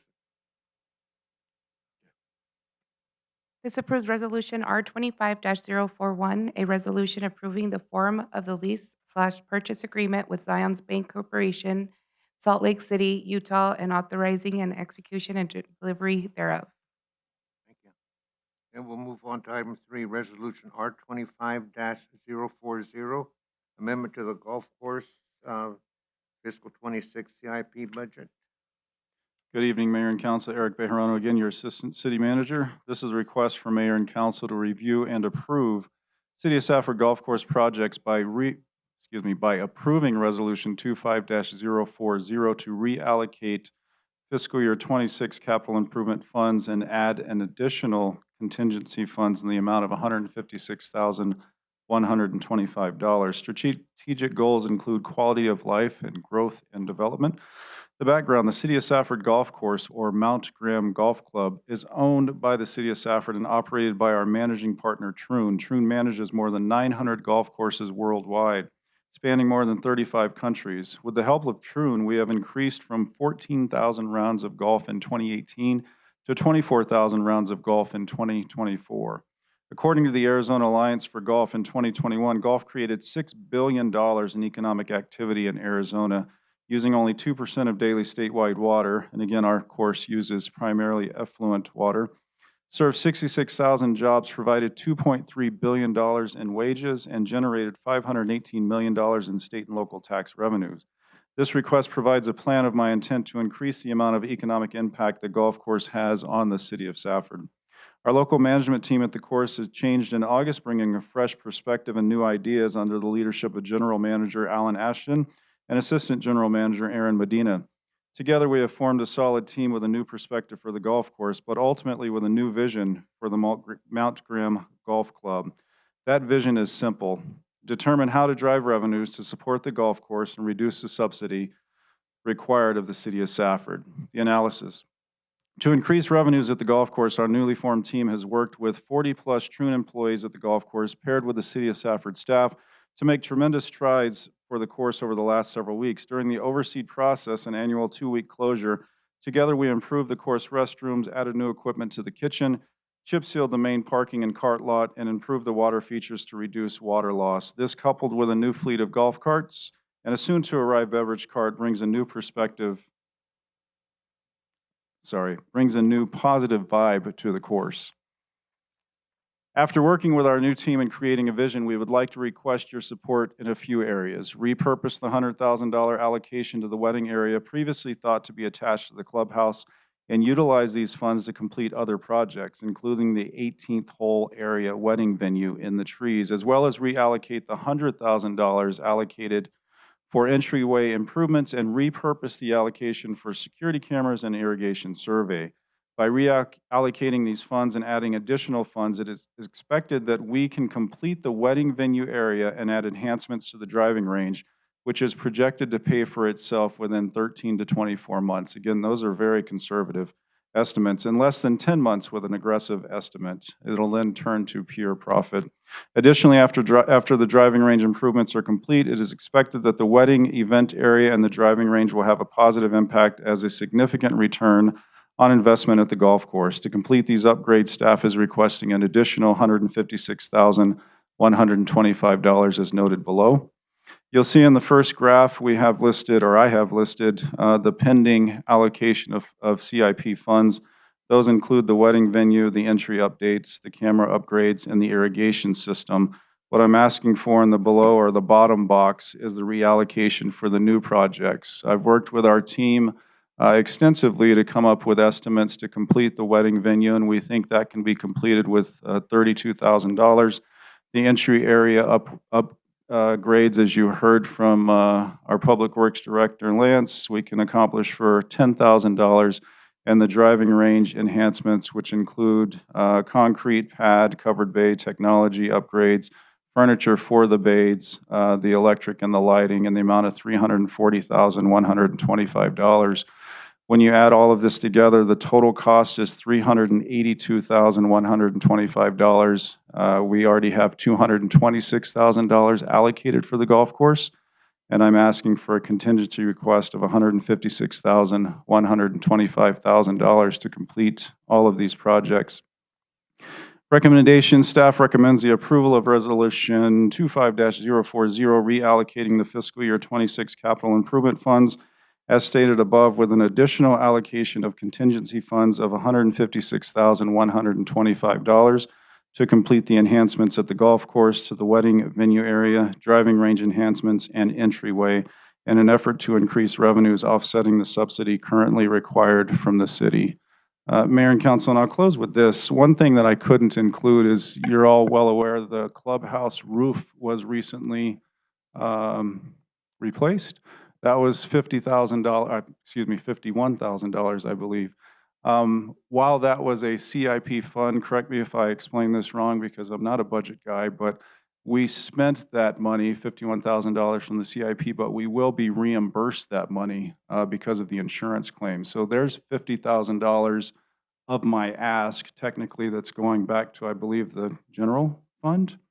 Additionally, we have $20,000 that's sitting there from the kitchen upgrades as well. So those two items together are $70,000 of that $156,000 ask that I have, but I had to ask in the manner that I did because I'm asking you to reallocate CIP funds specifically. That said, happy to answer any questions. Why did we get away from doing the wedding venue that was going to be attached to the golf course, the clubhouse? Because I know we specifically talked about that. I think we were all very clear about that because we talked about adding glass or something like that. Is there a reason why we're just completely going away from that too? Yes, Mayor and Council, good question. So again, I'll go back to the new leadership, new mindset. So even after I polled our existing team and those at the golf course, no one really knew where that idea came from. The challenge with that is when you host events in the restaurant, you technically close down that area so others cannot come in. Even though the mindset was to extend out to the north, you would still face that challenge. One thing we didn't discuss was the impact that would have to the course. Of course, I think it's the putting area is just the north of the clubhouse. So it would really have a trickle effect. We would have to redo that somewhere to an additional cost, and I don't think we ever discussed that before I came around. By finishing this new wedding and event area, we do not impact the current clubhouse operations. They can continue to have patrons visit that area, and we can have what I would say, a much larger and better event out in the 18th hole wedding area. Because I thought we were doing both. We did talk about in the trees, and then we did talk about the clubhouse. Well, just so that we had the as a restrooms. reminder, we did talk about both, and the original idea was the previous supervisor, Dominic, had brought it up with myself and with the finance director, and we discussed what you had said, which was essentially opening up that one wall going out and moving the putting green was felt to not be a big issue. At that time, we were just learning about the fact that there was a wedding venue out there. So Basically, as we move forward, we got more information, and again, letting Mr. Bayerano run with it and working with the staff out there. They felt that moving forward, that this would be a better way to go about doing it and generate more revenue with less enhancements in the building overall. So it's just the evolution of the idea. Not having two wedding venues out there. Right, exactly. And so at some point, I do want to work on that building and maybe expand it to have more activities out there. But given the amount of resources that we have and the ability to reallocate what we were doing and what they had already accomplished, I think you get more bang for your buck this way and make some additional investments out there. They've already had an event out there, maybe more than one, and it was very successful. So I think it's a good direction. But eventually, I see that building getting extended out either forward or to the side, and the moving of that putting green can be done. But the building could be a little larger too, because Yes. you're talking about bringing more people in. Yes. And it gets filled up now. Yes, and Mayor, Vice Mayor, and that may be a little bit more of a major undertaking. So I think part of what is going on is we're trying to address those things in the shortest time frame that we can to get the most bang for our buck. So that idea is not going away. It may just get pushed out. Even some of the entranceway stuff. I mean, there's some RV pads out there. I'd like to see those go away. They really don't serve a good purpose, and maybe do something at a later time in a more comprehensive way. So Mr. Bayerano has been kind of plugging away and really putting this together with the folks out there. As you can see, they're very excited. So now we're working as a team. And I think the plan as presented right now in the timeframes and the monies available is really optimizing what we can do right now. And Mayor, Vice Mayor, really what we're trying to do is drive revenue at the golf course and increase that, not only driving range, the events, but food and beverage. So there's an overall plan, to your point. That building does need to increase. Working with our new leadership team, they have some ideas. I'd rather not share on the record if I don't have to. There's also some ideas for that putting area as well to expand that and drive revenue. So there's a lot of ideas happening right now, things that we didn't have in place just roughly 4 months ago. So a lot of positive movement at our golf course. These are great developments. Good job. No, I'm so excited. How soon do you expect the driving range to be completed? So if we approve this, how soon will it be up and running? Mayor and Council, great question. So the folks that build that particular system are a sole source, which I think would make this a little bit easier. The challenge is we have one council meeting in November. I assume we'd have to bring this back for final approval before we spend money. So timing is of the essence. I've already been told by them that in January there's a major golf conference that they do no outside work during. But as soon as I can get our team on this, once we get approval, we will definitely get the ball, no pun intended, rolling forward. The 32,000 that's for the wedding venue, does that include restrooms out there? Will that? Mayor and Council, yes, great question. So right now we're looking at a modular system. It would be 2 restrooms. We did work with the town of Thatcher and discuss tying into the sewer, but it looks like a septic option would be better. So that would get potable water, electricity, and a restroom out to that facility, yes. And you say the restroom's modular? It's a modular system. If you've been out to the golf course, it's kind of similar to what we have on the course. They're just made out of block. This is more of a, it's modular. I don't know how else to explain it, but it's a very nice facility. I would not mind using it if I was visiting an event or a wedding out there. Have you thought you're going to end up adding a storage building too? Mayor and Council, good question. So that was kind of in that forward thinking on tables and chairs and things that you need for events and maybe a Connex. There's plenty of room out there. We have a lot of land out there where these things could be stored right next to the venue area. Anybody else? I just lastly want to thank Eric and all of the team for everything they've done. You know, I think that was one of my goals, even coming on council, was trying to find a way for the golf course to be able to support itself. And I think we're headed in the right direction. And so Thank you. I just really And- appreciate and everything you guys are doing. Thank you. And thanks to the team that's here, not only the Troon team, but the city team as well. I second Okay, it's an action item then. I move to approve Resolution R 25-04, amending the golf course fiscal year 26 CIP budget to include the $156,125. Okay, there's a motion, a second to approve R 25-040, amendment to the golf course FY 26 CIP budget. All in favor? Opposed? Okay, This approves, excuse me, this approves resolution number R 25-040, a resolution of the mayor and city council of City of Safford, Graham County, Arizona, approving the reallocation of fiscal year 26 capital improvement funds and authorizing additional contingency funds for enhancements to the City of Safford Golf Course, Mount Graham Golf Club. Mayor, I'd like to see if we couldn't table the finance report. I have no problem with it. Second. We have a motion, a second to approve to table the financial reports, right? All in favor? Okay, they're tabled. Number 18, announcement of current events. I just want to thank Public Works. I saw that they cleared the area, the property on the corner of 26th and 8th Avenue, and the Public Works Department was in and out in a day and a half, I guess, and they did a really great job out there. So thank you for getting that done. Mayor and council, just a reminder, the air show is this Saturday at our own airport. It's going to be great. Mayor and council, just real quick for the Veterans Day Parade, is there an interest to have a participation from the council? Yes? Okay, I'll get a truck ready. I will if I'm, Fridays are 50-50 for me. I But think this one, they're actually doing it on a Tuesday. Is that correct, Eric? The 11th.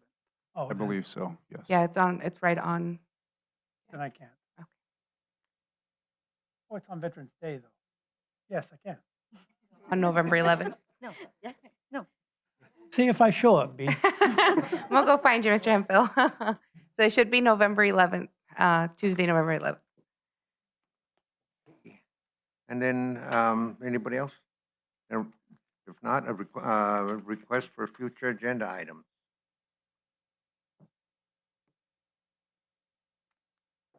None? Then item number, we need a motion. Mayor, I move that we adjourn. Second. Okay, we have a motion and a second to adjourn. All in favor? Opposed?